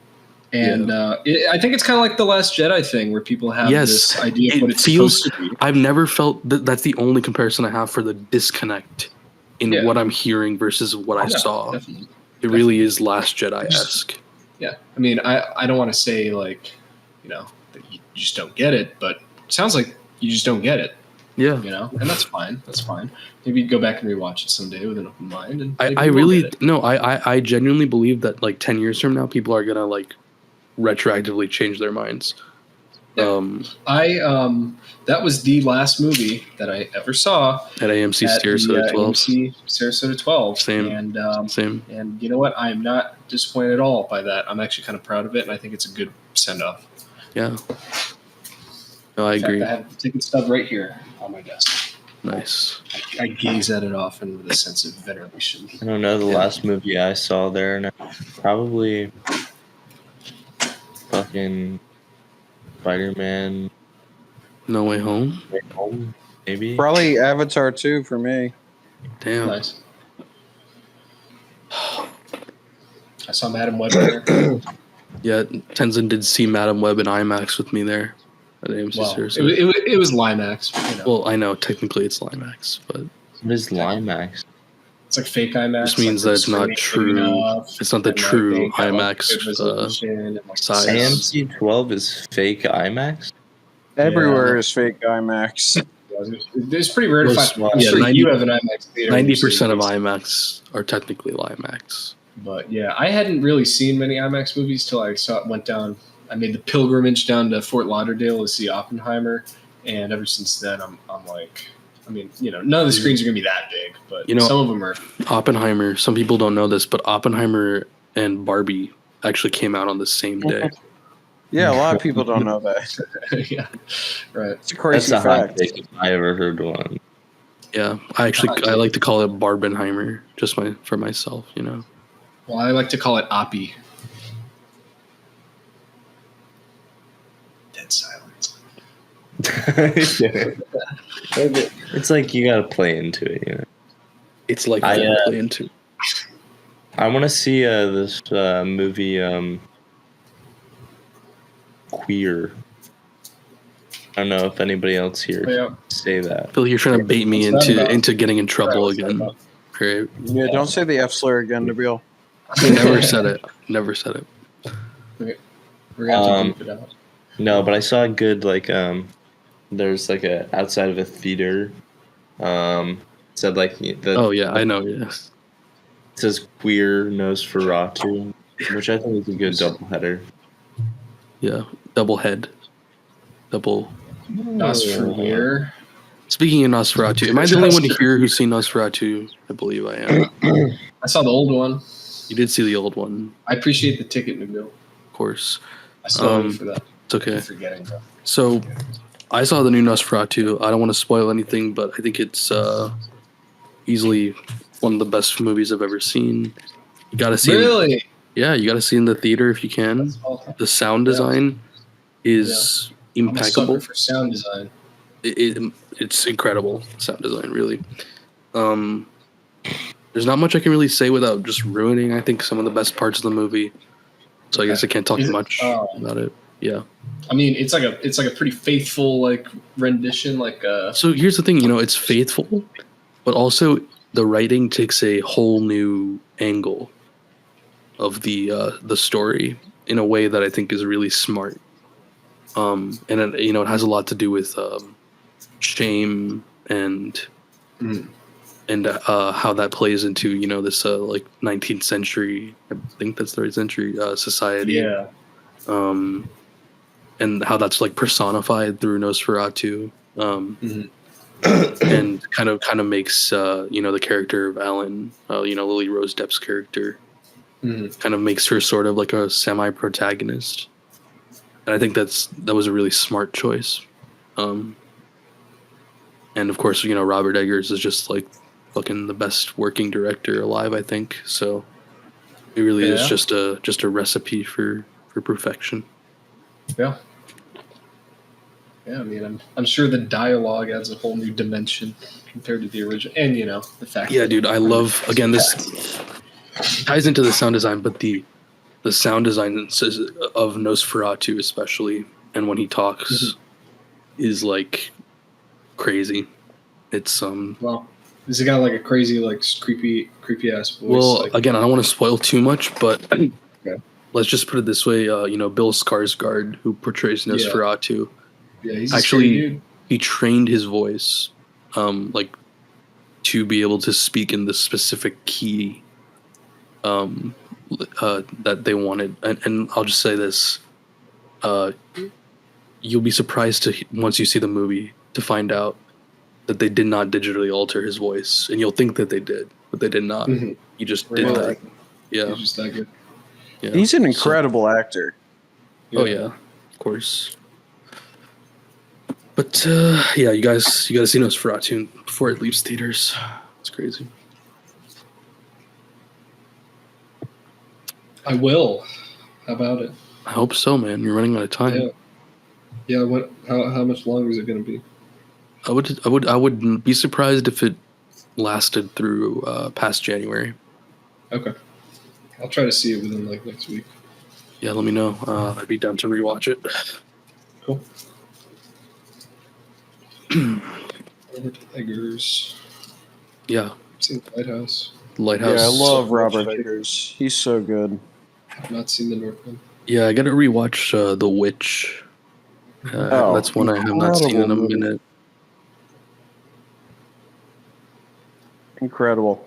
I think it's like a long-standing thing with all the A24 directors that they're starring more and more to get their acclaim, but a lot of their earlier work is typically where you see the best out of them. And The Witch, I think, is Eggers' best work.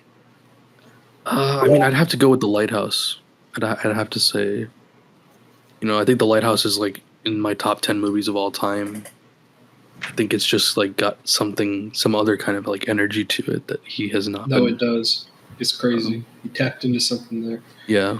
And I don't know if we'll ever see it again. And I think that's fine. I think that even just being able to do that once is a feat in itself, So I don't want to like necessarily hold him to that standard. And I don't think Nosferatu is intended to have the same vibe at all. So, but yeah, it's just incredible. Casey got another drink. Some water with some Mio flavoring. Classic. Or is it beer? Nah, it's not fizzy. Beer. It's what they want us to think. Like a piss. Dude, Piss. Yeah, who would be drinking beer? right. Remember Paramathon? Remember Paramathon? Yes, I remember one time for Paramathon. On today. That's crazy. That Do is you know wild. why it was called Paramathon? Yeah, it's like marathon with Python. But what is What? what is What? Paramathon? Paramathon? Because we run around the perimeter of the track. No. Really? No, that's just a theory. That's not a bad guess as to why they would name it that. I don't know why else they would. I always assumed it was Python Marathon. And I just call it Python Marathon then. Because that sounds stupid, man. Wouldn't it be Parathon? Parathon? Python. Python? Pytharathon. This is getting real niche for our. Yeah. I don't. Anyway, the reason I bring up the Paramathon is Can one we year give for the context to Paramathon. what the Paramathon is? Yeah, it was like a fun run kind of thing at our school where we would run around the track as many times as we could, and they gave us cups of water, and they played we'd Black. get really tired. And What's up?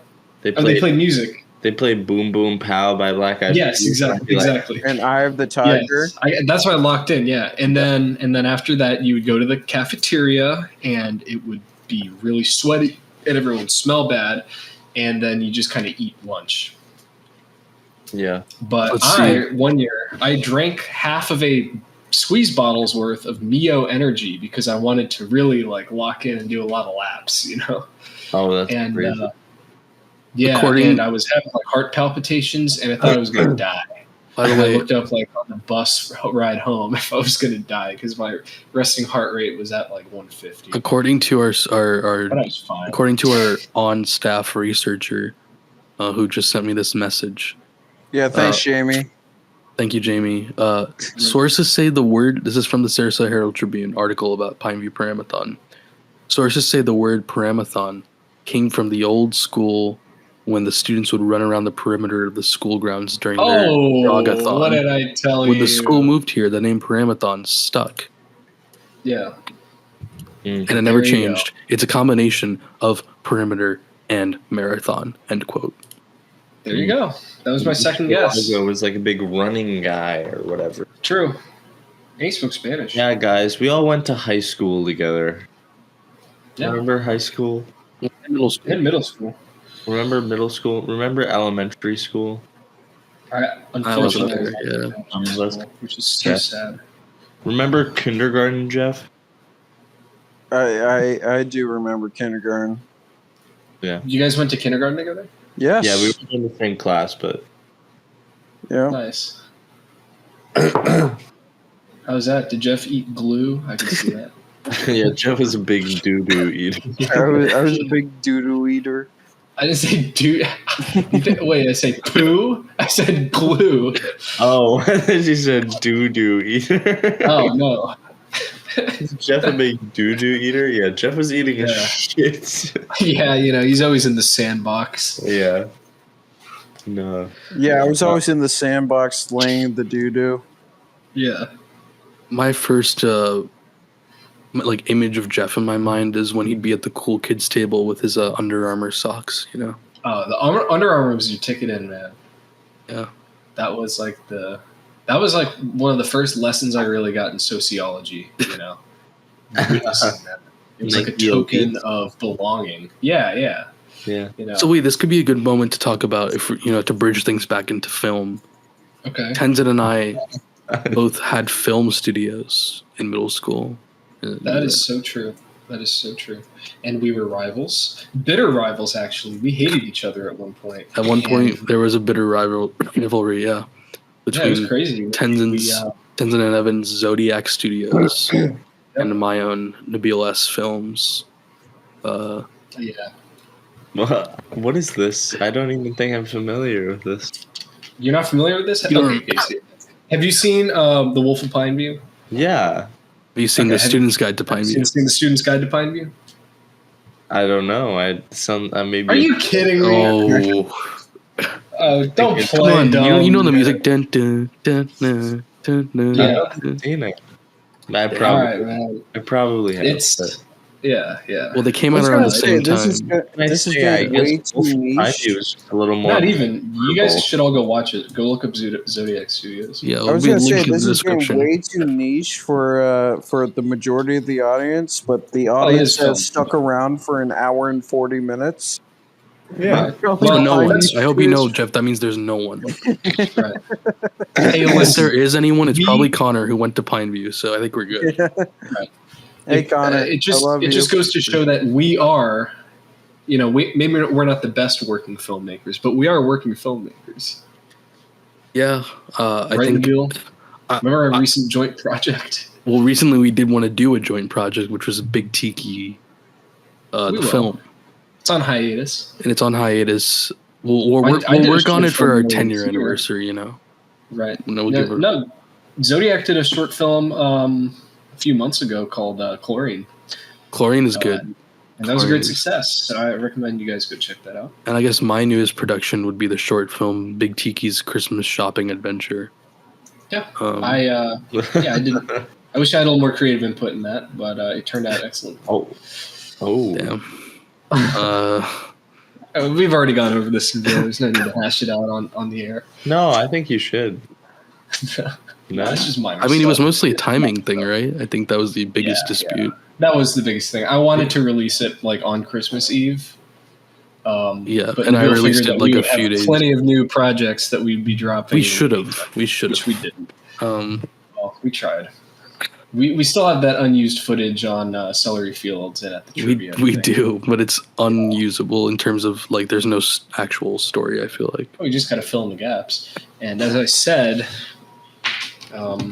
if you guys are down to go on, well, not you guys, if you're down to go on Thursday, I guess Darian might be there. What's Thursday? Trivia at Calusa. Oh yeah, trivia. Yeah. Come on, we gotta go a little earlier this time. I don't know how late you could stay up. Well, looping back into movies. Yeah. Right. What is this, a film podcast? I wouldn't be able to tell. I'm trying to remember what else we would do on these quarantine, freestyle Talk about movies, man. Here's a question. I guess it was easier when there were like 10 people all together. Yeah, wouldn't it be nice, right? Yeah. Were you saying Tenzin? All right, here's a fun icebreaker question to get to know everyone. What was the first rated R movie you ever saw? Ooh. If you can remember it. That I ever saw fully in a theater or at all? At all. Or in a theater. I'd say both. Well, I wanted to see Deadpool, obviously, when it came out. But I was underage. Ended up watching it on my iPod on Dopebox or whatever website. That's good. That might have been the first full R-rated movie. I mean, I saw Tower Heist a bunch of times on my iPod too back in the day, but I don't think that was R. Yeah, I guess I don't really know outside of Deadpool. What about you guys? So my first R-rated movie I ever watched was Silence of the Lambs. Yeah, that's a good one. Yeah, I watched that with my parents. The first one I saw in theaters, funny enough, was going out with friends, and I didn't have an ID at the time.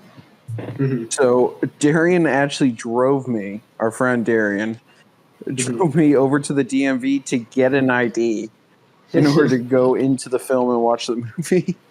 That's awesome. What movie? It was Halloween, whatever the one that came out. I think it was Halloween 4. Was that the time?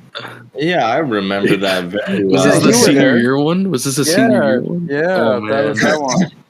That was some people there don't remember that one, but I started remembering things right when the movie started, so I'm good. Yeah. Oh, okay. But I believe Darian and Jeff were in and out of the bathroom for the duration. No, that was Becker. Doing what? Oh, sorry, Becker and Darian. Yeah. Okay. Yeah, they got a little sick. Asking questions. Yeah, they were a little nauseous. They were sick. Yeah. Oh, that sucks. I'm so sad for them. Yeah. Anyway, the first R-rated movie I ever saw was 300. Nice. And I saw it in I guess it was 6th grade. And I was riding in the car because my parents never let me watch any of that shit. You know, they'd always be like, "You can't watch that, or you'll have bad dreams." And you know what? I believe them. But yeah, I was riding in the car with Thomas Good on the way up to Tampa to go play laser tag, and he had those little TV screens in the back of the car seat, and we watched 300, and it was pretty mind blowing. It was pretty graphic. Yeah, pretty shit movie. Yeah, I remember that. Zack Schneider, you know. Right. Was that Schneider? Really? Yeah, this is a big break. You know? Yeah, man. Oh. Yeah, so the first one I saw in theaters was Logan. And funny, I think we might have told this story before, but the funniest part is we obviously bought tickets for another movie. We're not old enough to see it, just about. And we tried to walk into the Logan theater, but there was a lady in the front checking tickets. And we ended up getting in because one of our friends, LJ at the time, I guess knew some adults who were going in, family friends.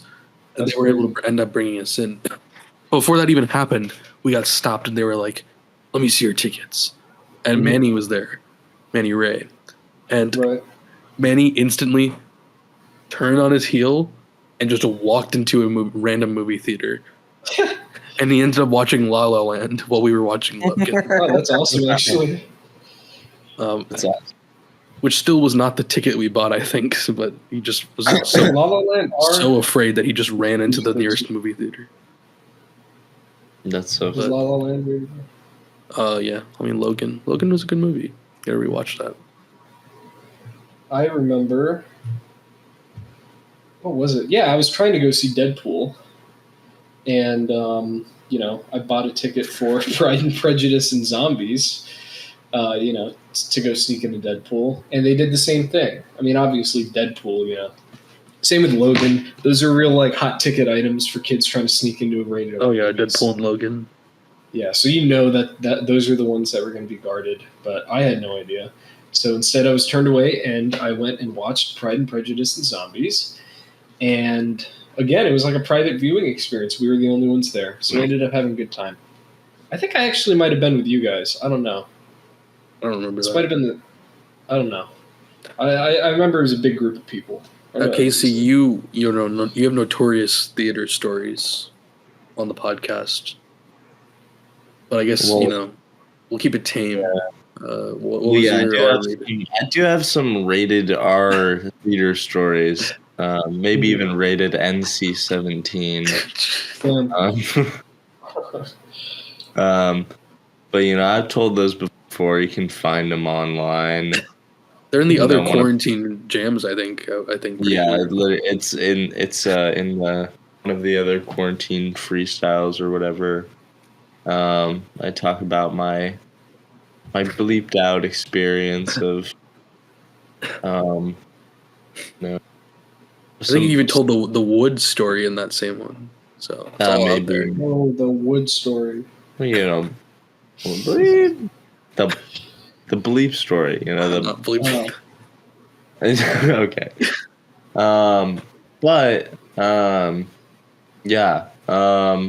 My first R-rated movie, though, I don't know for sure, but it's kind of funny looking back now, but I really did, and I think a lot of people really loved the movie at the time, but Baby Driver.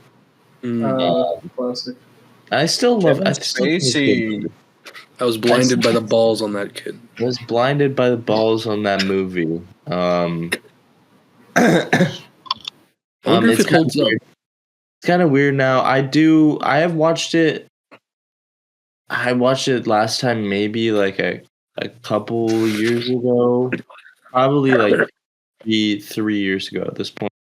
But I was I really liked that movie when it came out. I saw it in theaters twice.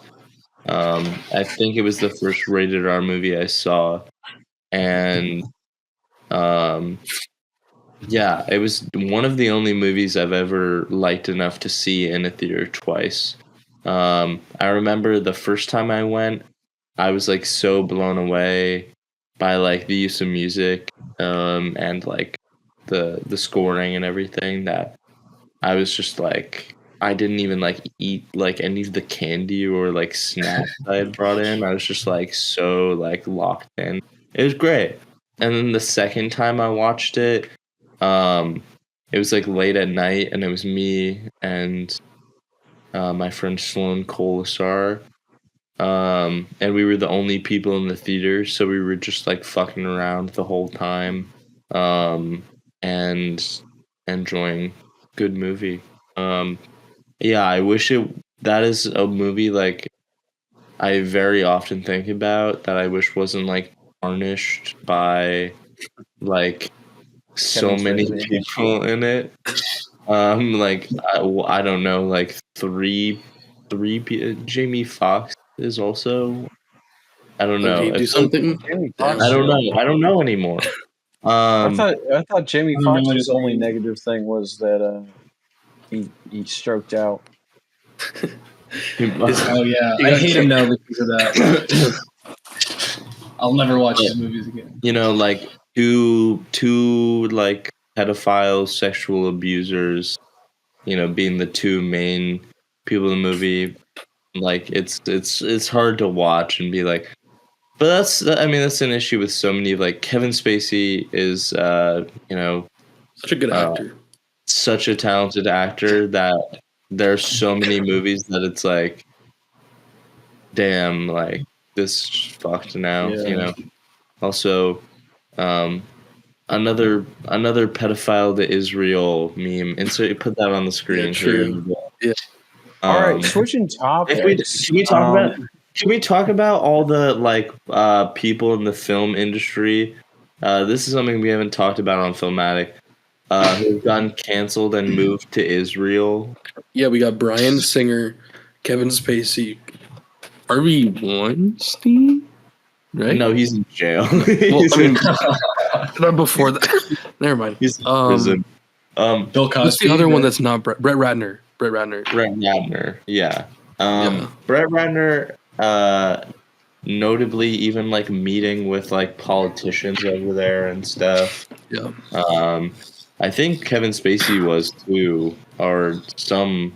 I don't know. Maybe that picture that was going viral. I didn't know it was a politician or just some like random woman, but they're all like, "Yes, they're here, they're here." And Filmatic, Free Palestine, fuck Save Israel. And they're I would even also count Jerry Seinfeld, right? Because I mean, he was never charged with anything, but yeah, counts. Yeah, they just for some reason love attracting fucking every scumbag pedophile from Hollywood to move there. And it's because they have specific laws in place that protect them. So if you if you charge, want to do your own research on that, it's pretty do your research. Yeah. interesting. Yeah. No. Right, topic changer. Nabil, what is the movie that first made you realize you love cinema? Wow, that's a good one. That is a good one. What is the movie that made you do this? Yeah. You have to explain for the audio listeners what you're doing. I'm doing the Martin Scorsese cinema pose. Is this? Are we recording the video too? Yeah. That's crazy. Casey and I are on video. Yeah. All right. I'll have to get a webcam then. Yeah. Yeah. That's what I said. All right. Yeah. Movie that made me love cinema. Well, it's obviously hard to say one. I'll say one of the. So I would say a series of movies, and Darian knows about this, and we possibly talked about it or mentioned it before. But we took a philosophy class in 10th grade. Miss Roma Jagdish from Pineview, and it was actually we weren't even we had to get like special clearance to take that class. Me, Darian, Bobby Gray was there, Chris Wolf, because technically it was for juniors and seniors, and they resented us for that. By the way, all the juniors and seniors in the class, but no. So it was one of the best classes I've ever had in any schooling, and specifically we would watch different movies and talk about the philosophy that was like in the movies and that kind of thing. But more than that is we also talked about like the filmmaking techniques and stuff. And I think those movies specifically were big for just getting me exposed to different types of film and making me explore them. And then I guess giving me a love for movies. Some of the movies we watched, Memento, Christopher Nolan's first film. That was a big one. Primal Fear with Richard Gere, Edward Norton's first movie. The Sea Inside was a Spanish film with Javier Bardem. He has a terminal illness and he wants to die, and he wants to be euthanized, but the state won't let him. American Beauty, another Kevin Spacey classic. So those movies, I would say, are all movies that got me invested in different types of film and really opened the search for cinema inside of me. So did you have to get a form signed to watch the rated R movies? We did. There was one form at the beginning of the year that was like, "We're going to watch rated R movies. Do you approve?" Right. Yeah. I just real quick, I remember in 12th grade, maybe it was 11th grade. No, it was 11th grade. Dr. Rice showed us all Blazing Saddles. There was no form. There was no form. She just showed it to us. That's awesome. Yeah. Good movie. It was great. I actually just watched it recently with my dad, and we had a great time. I would say my favorite Mel Gibson film would be History of the World Part 1. Yeah, I still need to watch it. Really want to. So good. So good. Spanish Inquisition song. So really inspired me for the musicals we've written. But anyway. We've been that's freestyle. We've been writing musicals recently. Sure. Yeah, we've just been low key writing some musicals. Low key. Yeah. Big deal. So if you could pick one movie, what made you love cinema? Is it Memento? if I had to pick one of those, I would say the first one. You know, there can be plenty, but there has to be. I don't know, because I feel like I've obviously my whole life I've seen so many. Like even before that, I saw fucking like The Dark Knight. Like Right, that's something right. that made me love. No, I know like, it's. I can't even remember all the movies I saw. When I saw yeah, no one can. But I guess of those that I mentioned, the one that really made me be like, whoa, like what the fuck, like there's something to this was Memento, and I really recommend it. And everyone like simplifies it. I feel like since then, when I've like heard people talk about it or tried to talk to people I about haven't it, seen it. people simplify it because everyone knows the twist. I know But it's not even a twist, kind of, because the way the movie is designed, you would kind of know right away what the shtick is. So I'll just say it, which is that the movie is like backwards, basically, like takes place backwards chronologically. Yeah.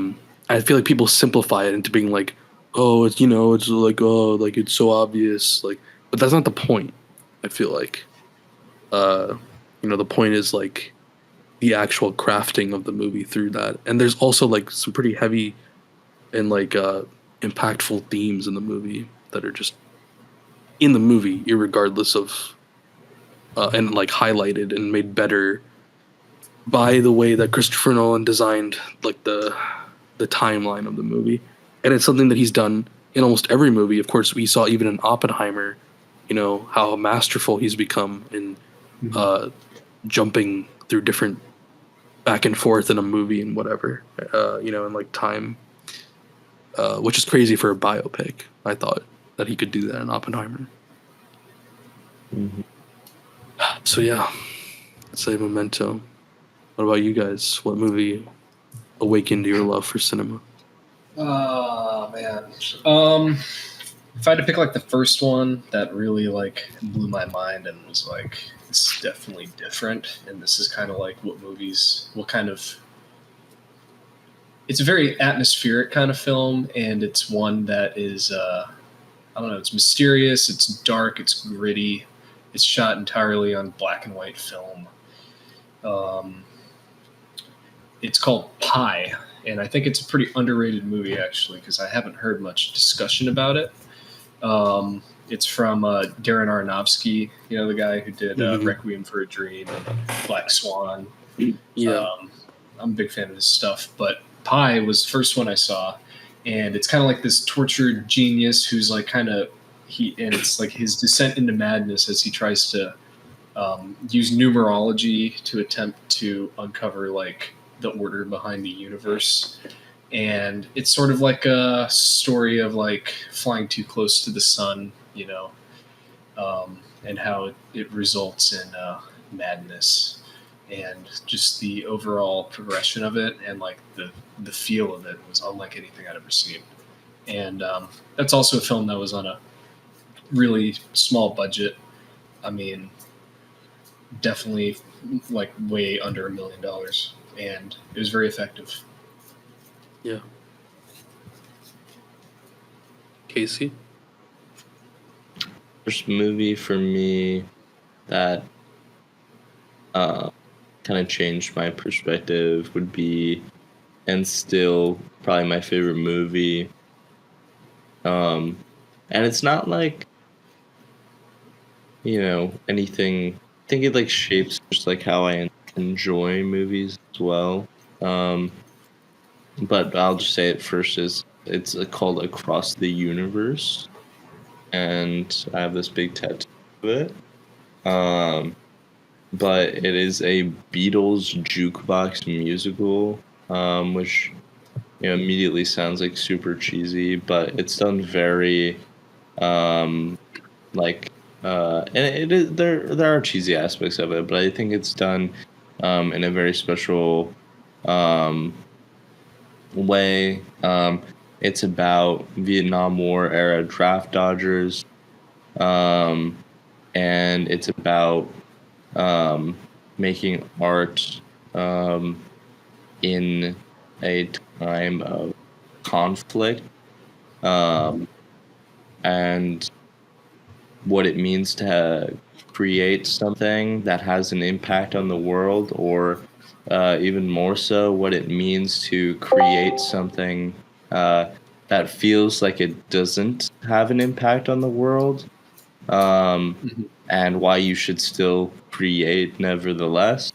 I saw it when I was like sick, and I didn't like really. There's no way I took all of those things with me at the time. It was just like it's a very bright, colorful, fun movie with good music in it by arguably like the greatest band of all time.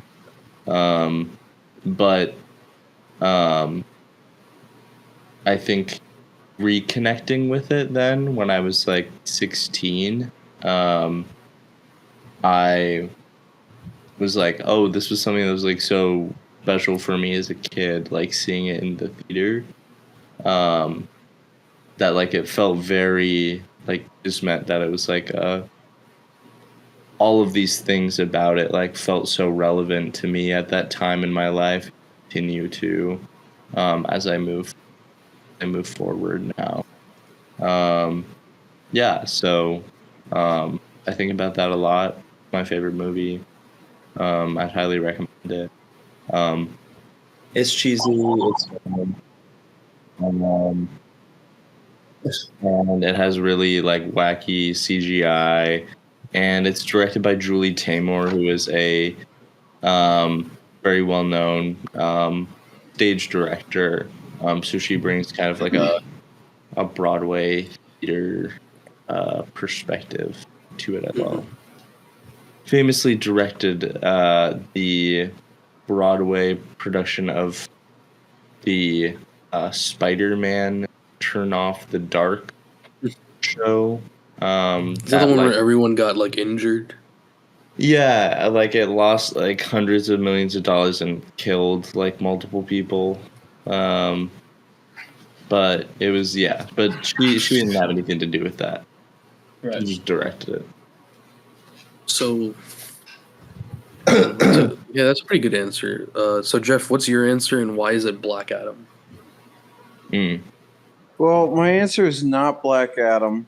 It is a black and white movie, though. It's a Wonderful Life for me. Obviously, like it's well known as like it's a Christmas movie. But growing up, it was every year Christmas came around, and that'd be like the movie me and my family would watch on Christmas Eve. And to this day, like I still hold it's one of the best stories ever told within a movie. It's incredibly well paced, incredible acting throughout it, even through like the transatlantic style of dialogue. It's just it's heartwarming. It's heart wrenching at times, and it really was the first movie that ever brought to my eyes like the idea that of a plot that can carry through that has so many ups and downs, while ultimately resulting in a good ending. And throughout time since then, I'm not always looking for a happy ending, but for a good ending, for something that like fits well and meets a piece. And I feel like it's one of the few movies that has a happy ending, but more than anything, has the right ending to the movie. It's pretty good.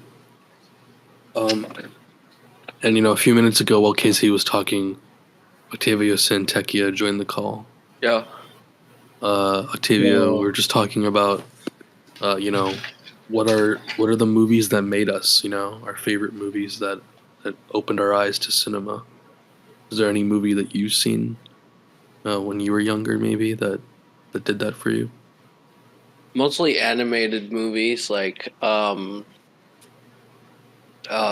forget the name, but the Atlantis movie, Treasure Island. Yeah. I'd say that one too. I think it's just called The Lost City of Atlantis. I'm not sure the animated one. Atlantis: The Lost Kingdom. Yeah, from I believe DreamWorks. I think it was Disney. Actually. Was it? Yeah. Okay, I might be wrong, but yeah, those movies and like the cartoons I watched at the time probably impacted me more than movies because I don't know, I didn't really watch movies at the time because my parents mostly watched their movies in Spanish and they were Spanish movies for the most part, so I wasn't super interested. There was the occasional, like, I don't know, Spider-Man or The Hangover, whatever, that was like just so popular that everyone watched it, so my parents did, but for the most part it was just cartoons and like Cartoon Network and those animated movies I talked about. Or like, what's it called? El Dorado, that movie is really good too. I wanna loop you into a conversation we were having earlier and get your thoughts. What are your thoughts on the Star Wars prequels and like what do you think of each one? I think the prequels are the best of this movie, Star Wars movies, and You know what? Sometimes I agree. Revenge of the Sith is probably my favorite Star Wars movie. The field doesn't like it. Everybody and their mother loves Revenge of the Sith. Yeah, because it's dope. Just have some fun, man. It's actually a good movie. Just sit through 2 hours of vlog and have some fun in the last 20 minutes, man. We have to do a fucking Revenge of the Sith. Oh, we have to. No, we have to do a prequel. We have to do a prequel specifically. Yes. Okay. Cool. Yeah. Because I want us to debate between the three. Let's do it. Right. If someone actually likes Attack of the Clones, they should probably kill themselves, though. Can we agree on that? Like, Yeah. okay, if it's their favorite, it's their favorite. Yeah, okay. It was my favorite as a child. I'll say that. Well, you were a child. You didn't know any better. As a kid, it was my Your brain favorite. wasn't developed. There was a Because lot of it was action in like a that video one. game. It basically is a video game, yeah. True. Like I love the Coliseum scene where they're like, Octavio, you know what I'd love? Those the wacky Coliseum. creatures that they gotta fight, you know? I would love for during the prequel episode if the video feed is just us playing Battlefront 2. Yeah, Yeah. absolutely. That'd be great. The original Battlefield. Yo, what 2. True. I have the original, actually. The 2000. Yeah, I do too. I grew up playing that shit. That was Yeah, like the best. Same, actually. So fun. I have it downloaded on my PC right now, actually. I was playing it a few weeks ago.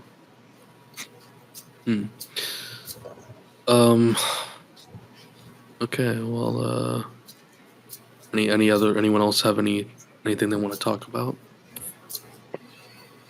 If we review a movie that has a video game, we should also do a playthrough of the video game that comes with True. it. the video game.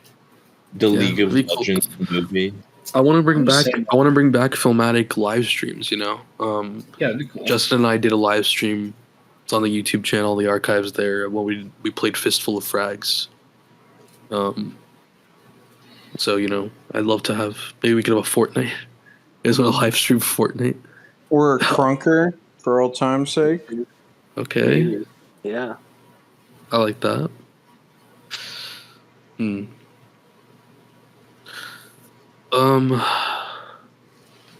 was trying to think of if there's anything that you mentioned that we could get Octavio's opinion on. I don't know. We asked a lot of questions. Yeah, We had some good discussions. I think so. Is there anything you want to give your opinion on, Octavio? Just anything in the world? Any hot take? Yeah, hot takes. We're specifically We had looking. some hot takes. I mean, probably my hottest take is The Revenge of the Sith being my favorite Star Wars movie, but It's not a hot take. It's not that much. for a lot of people say the prequels Nabil's are just the mad worst you call it. and terrible. Nabil is mad that you call it a hot take because he argues with people on the internet. all No. the time. I don't argue with people So on the he knows internet, how cold of bro. a take it There's is. anyone here who argues with people on the internet? I assume it's you, Tenzin, right? Oh, come on, dude. I gave that up. I don't argue. I tell Okay. them how it is. A waste of The truth. time. My point was just that in our generation, I don't think Revenge of the Sith being a favorite is a hot take. You know, I seem to see that all the time on fucking every social media app, you know, for the last however many years. Mhm. Mr. Skywalker! Mr. Skywalker! They've surrounded us! What are we going to do? Yeah. Yeah. I killed them all, the women and the children. I like that part. You know? they're animals, and I slaughtered them like animals. He didn't sound that cool though. Yeah. He was more, they're animals, and I slaughtered them like animals. It's a pretty good impression. So he's so hot in that movie too. See, like that's a factor. I think that Obi-Wan. both of them so Obi-Wan in Attack of the Clones is Oh. very attractive. And I'm straight. What You know, about I'm confident in Obi-Wan? my sexuality enough that I can, I can Yeah, say what that. were you saying about gay people earlier, Nabil? I'm a friend. I'm an ally. I am, Your I'm. friend. You I'm a said friend another and- F word earlier. I A have friend. never said that. Nabil's a friend No, of you Dorothy. just reminded me of Spider-Man Friend or Foe. That is a classic game demo that I used to play all the time. Yeah, dude.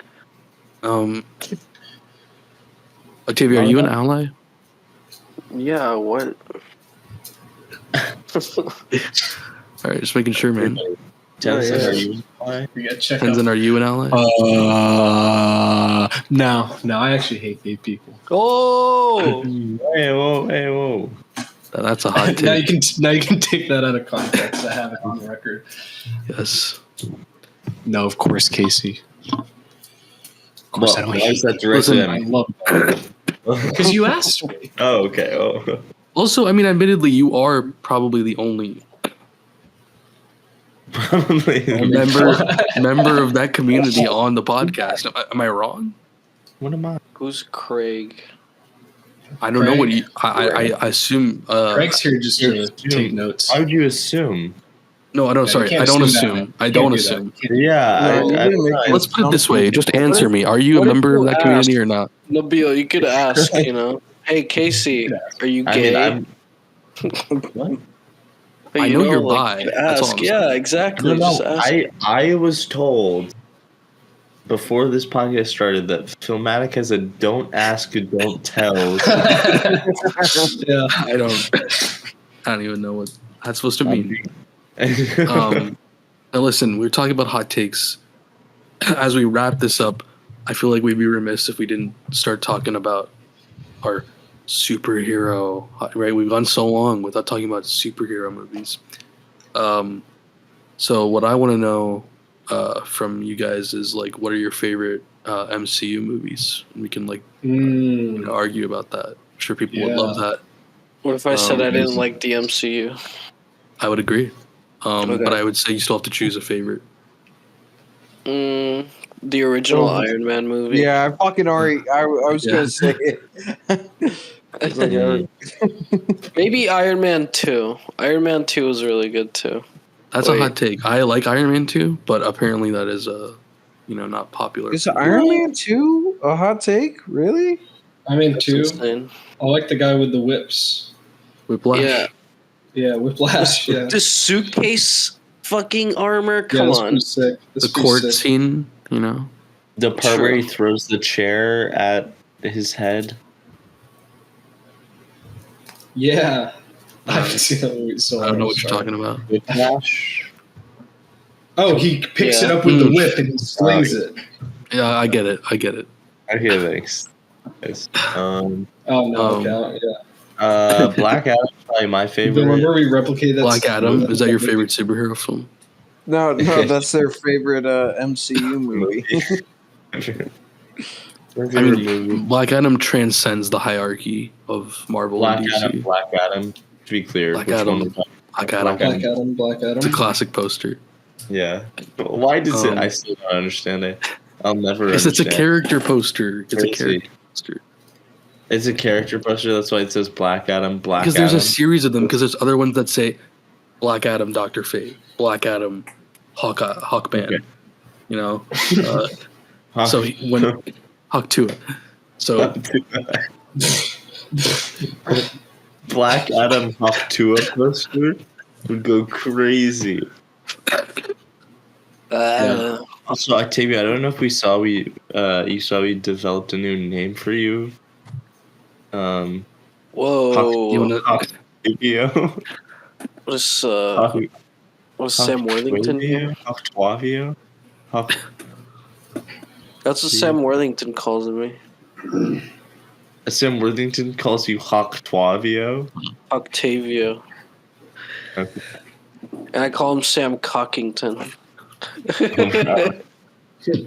Wow. Favorite He called me the MCU? guy that won Squid Game. Really? He kept saying that. You weren't there. Yeah, I know. He's What are you like, saying, "God, Casey? you won Squid Game. So ironic. Worthington. Yeah, that was really good. We're talking about Sam Worthington, the actor, by the way. For Yeah, the that's true. listeners. You He can did Google that. him right now. Right. He was in was it I was Clash of wearing the a sweat. I Titans, was wearing a right? sweat on my head. Avatar. Yep. Yeah, he's our friend. Casey? Favorite MCU movie. So like weird. I've been recently having like I haven't seen it in a while and I don't want to watch it because I don't know if it would hold up. But like I just really like when the first like Avengers movie Wendy's. came out. Oh, Family Sorry. Nugget. Yeah, the original Avengers movie, that was unparalleled. I agree. Yeah, it was just like I remember like I watched it like literally like we torrented like a cam of it. It's like we were just Allegedly Yeah. torrented. as In a lot quickly of ways, that was our generation's Star Wars, I feel like. yeah. Avengers. The And- original 2011. In a Yeah. lot of ways, it just like I feel like beyond that though, it's like there have been high points like past that, but I just feel like it's kind of all gone downhill in a sense. Oh, Like, yeah. especially where we're at now. I mean, like I enjoyed certain things since then. I enjoyed Infinity War and like Endgame for what they were, like it like culturally in the moment. But I'm like, do they hold up as movies? The answer is kind no. That's kind of how I feel about the first one as well, and why I'm scared to rewatch. Well, the first it. one holds up the most as a movie. But at the same Yeah. time, it also is like, kind of feels like a TV special, kind of partially Yeah. because it's like directed by like Joss Whedon. Yeah, But I mean, I'm surprised no one has said this. I think my top 3 MCU movies are the 3 Guardians of the Galaxy movies. Yeah. I was still waiting to have be called Guardians of the Galaxy 3, which is kind of crazy. It's pretty funny. Wow, you haven't seen it. But I saw I've lost all interest. Because I'm like that's one where I'm like, maybe it'll be good because it's like the definitive end note of something. But I'm like, if it's just setting up for another movie, like, But it's not. well, I don't know because I haven't seen it. You should watch But it. You can watch is all not. 3 of those movies independently and not have to watch anything else. What the freak? I also didn't really like 2, and I know that maybe that's a No. hot. I That didn't is really a hot like take. 2. The thing is, like, I originally thought that when I was young and stupid, but Okay, then I like alright. grew up. Your Sorry. brain But then, no, Talking genuinely, my about brain superhero developed, and movies. I think you would like it because I think. But genuinely, my brain developed. In January. The writing is really good, and you were talking earlier about like contained stories that take place in like limited setting and is about character development. I mean, that's that movie. It takes place in one place, and it doesn't really go any all over the place like the other ones, and it is very character centered. The ending always brings a tear to my eye. It's very emotional. Mary Poppins, y'all. Mary Poppins, y'all. I'll just say my top 3 MCU are first Guardians of the Galaxy, Captain America: Winter Soldier. I'm Bucky. What? Does not hold up. Go ahead. Doesn't hold up? Winter Soldier. I don't believe it holds up personally, especially once you're really hammered into the Russo brothers directing style. With which the with fucking both the event of Infinity War and Endgame. And Where everything is just gray and like shaky cam, like and Civil War. Maybe a hot take. I do like Civil War. We've had this conversation infinitely. I think it's a good movie. I don't care. And is that a Black Panther? That's a Black Panther quote from Civil War. It's pretty good. My third is Spider-Man: No Way Home. Also does not hold up. Gross. What are you talking about? It doesn't hold up. It doesn't hold up. What about the objectively a bad movie? It's just I'll never. I remember Listen, I glazed it at the time. Listen, Tenzin. This is the greatest thing I've ever seen. Okay, I did not say it was the greatest thing I've ever seen. I definitely didn't say that. This is a big moment in cinematic history. I never said that. Things will never be the same after this. I definitely didn't say things will never be the same. Go watch the podcast. Yeah, go watch it. You'll see what I said, and I'll tell you right now. What you'll see. You'll see me tell you that it was a good course correction and that it was an exciting time to go see it in the movie theater. And I'll stand by that. It is better than both the other two stupid, fucking, disgusting Spider-Man MCU movies. And I'll always cherish that movie theater experience. You know, I'll never give that up. That was great. That was hype. Yeah, I was there. Yeah, Octavio was there. And the problem is when you watch it now, the problems are so apparent. Like the writing is terrible. There's blank spaces that they save for the audience to be cheering. Every other scene in the movie, That's crazy. every other scene in the movie, there's some reveal, and it's just like a standstill because they're waiting for people to cheer in the movie. Yeah, theater. I did that. Yeah, and again, when at the time, the first time we saw it, it was great, but not necessary now. I do it every time. The CGI is abysmal in places because it was filmed during COVID, and you can tell that so many of the backgrounds look disgusting and terrible and like not real. Oh yeah, yes, I remember the CGI sucked. So all in all, like, yeah, I like it more than Far From Home and Homecoming, but the bar is on the ground, Or as Nathan Turoff would say, the bar is 6 feet underneath the mountain, underneath the whatever the fuck.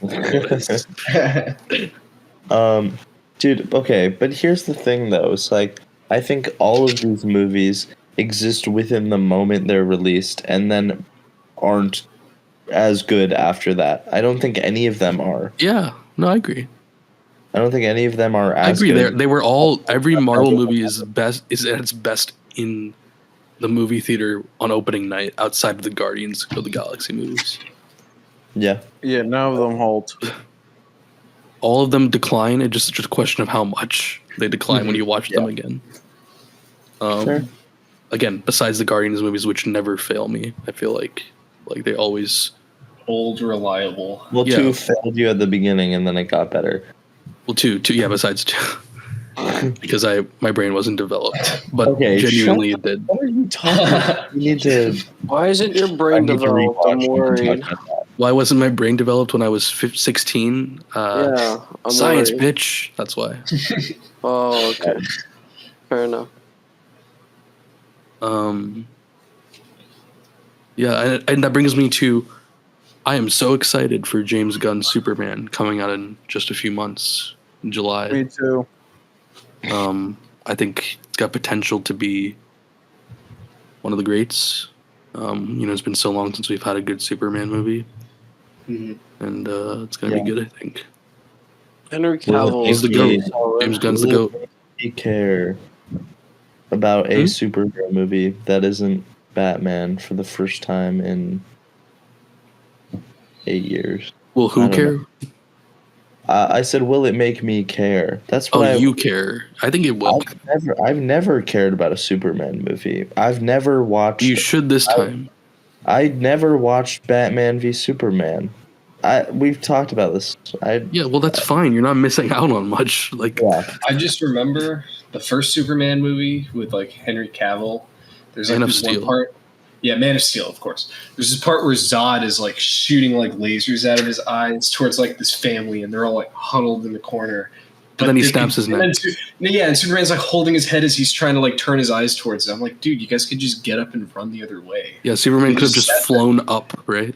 Yeah, it was just that. Yeah, it was just. I mean, it's Zack Snyder, bro. He's a menace. I mean, he ruined a decade of DC movies, really. You know, until again, the GOAT James Gunn came in and fixed everything with the Suicide Squad, and now is just pumping out bangers.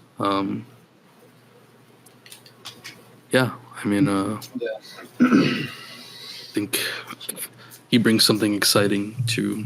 What about the Five Nights at Freddy movie? The Financial Freddy movie? The Five Nights at Freddy's movie. I didn't see it, but I have seen Willy's Wonderland. Freddy movie. The Five Nights at Freddy. I didn't watch it because I've seen Willy's Wonderland, so I've seen everything I need to see. That's my favorite MCU movie.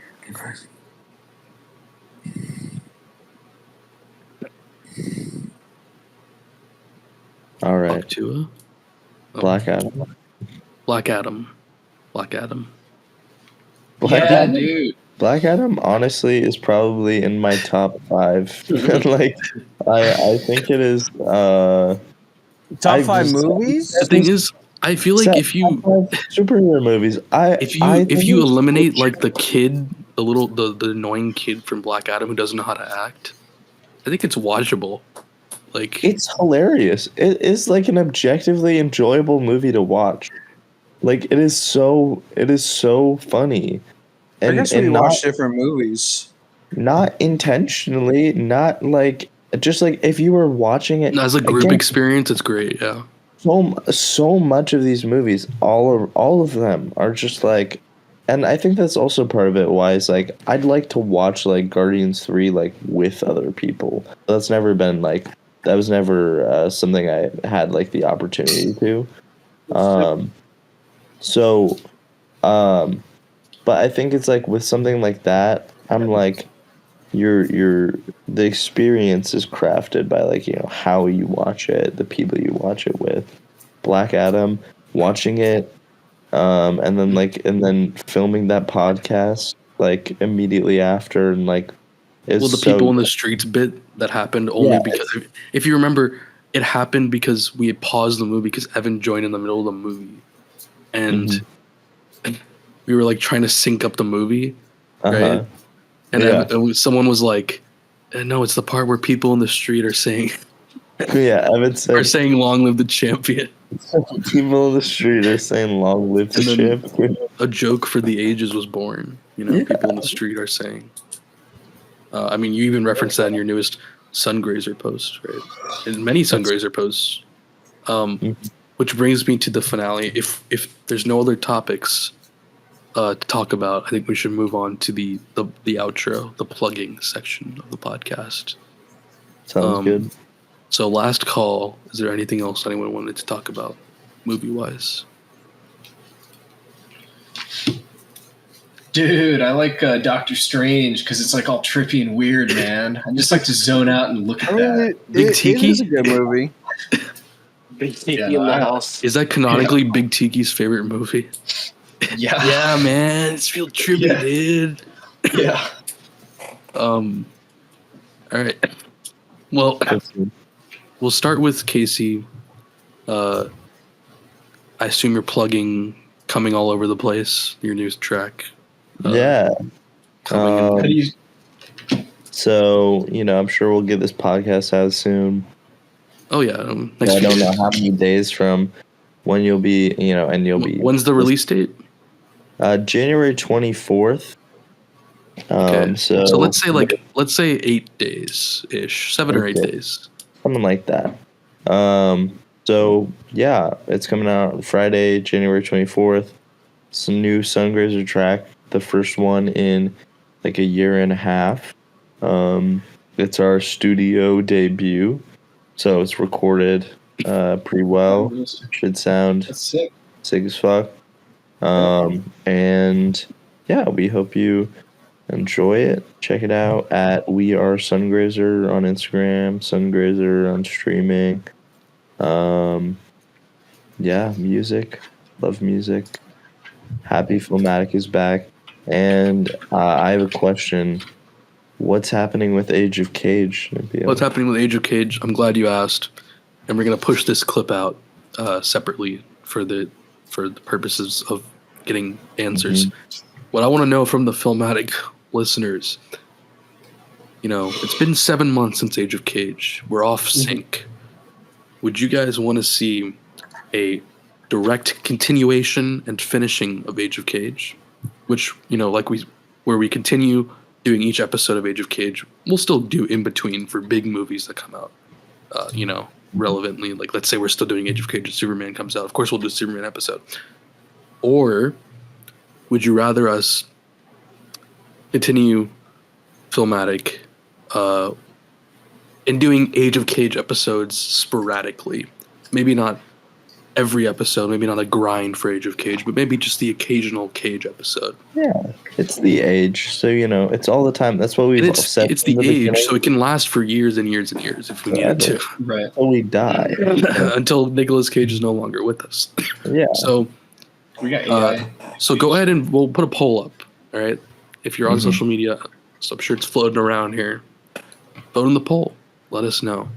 Age of Cage grind set motivation tier, or Age of Cage as a regular installment on occasion.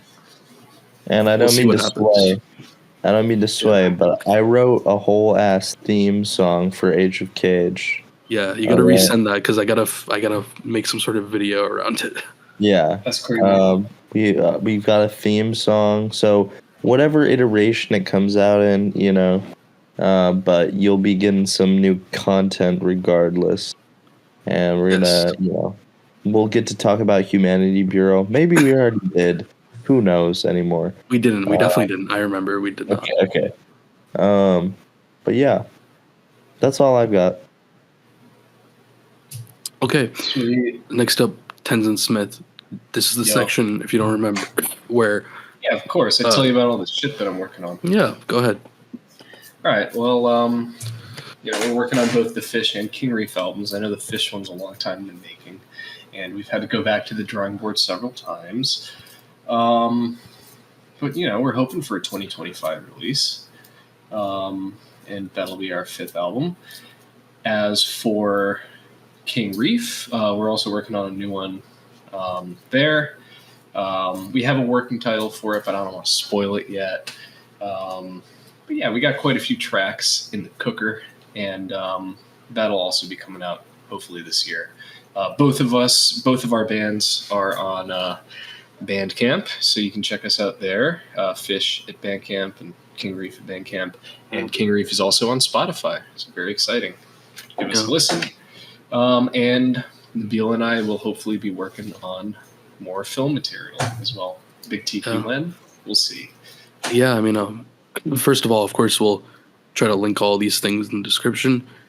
And also, I'd love to push out a short film in 2025. So independent, like just a Nabil production. Yeah, we could do both. We could do one of mine and one on yours or something. Yeah, let's do it, man. Let's go. Yeah. All right. Jeff, anything you want to plug? Nah. I don't work on anything creatively personally. I'm fucking around with some shit in FL Studio, but that's about it. Yo, that's sick. Hell yeah. Nice. One day. Watch From. Watch From? Watch From. It's a good show. Watch From. Interesting. We'll have to just watch From. And Tiertavio, Coctavio, Gaytavio, Bitavio. Octavio. Do you have anything you want to plug? Anything you want to promote? No, it's okay. League of Legends, perhaps? No, it's not a good game. Nobody should play it. True. So fucking true. Damn. All right. Well, guys, vote in that Age of Cage poll on Instagram. And,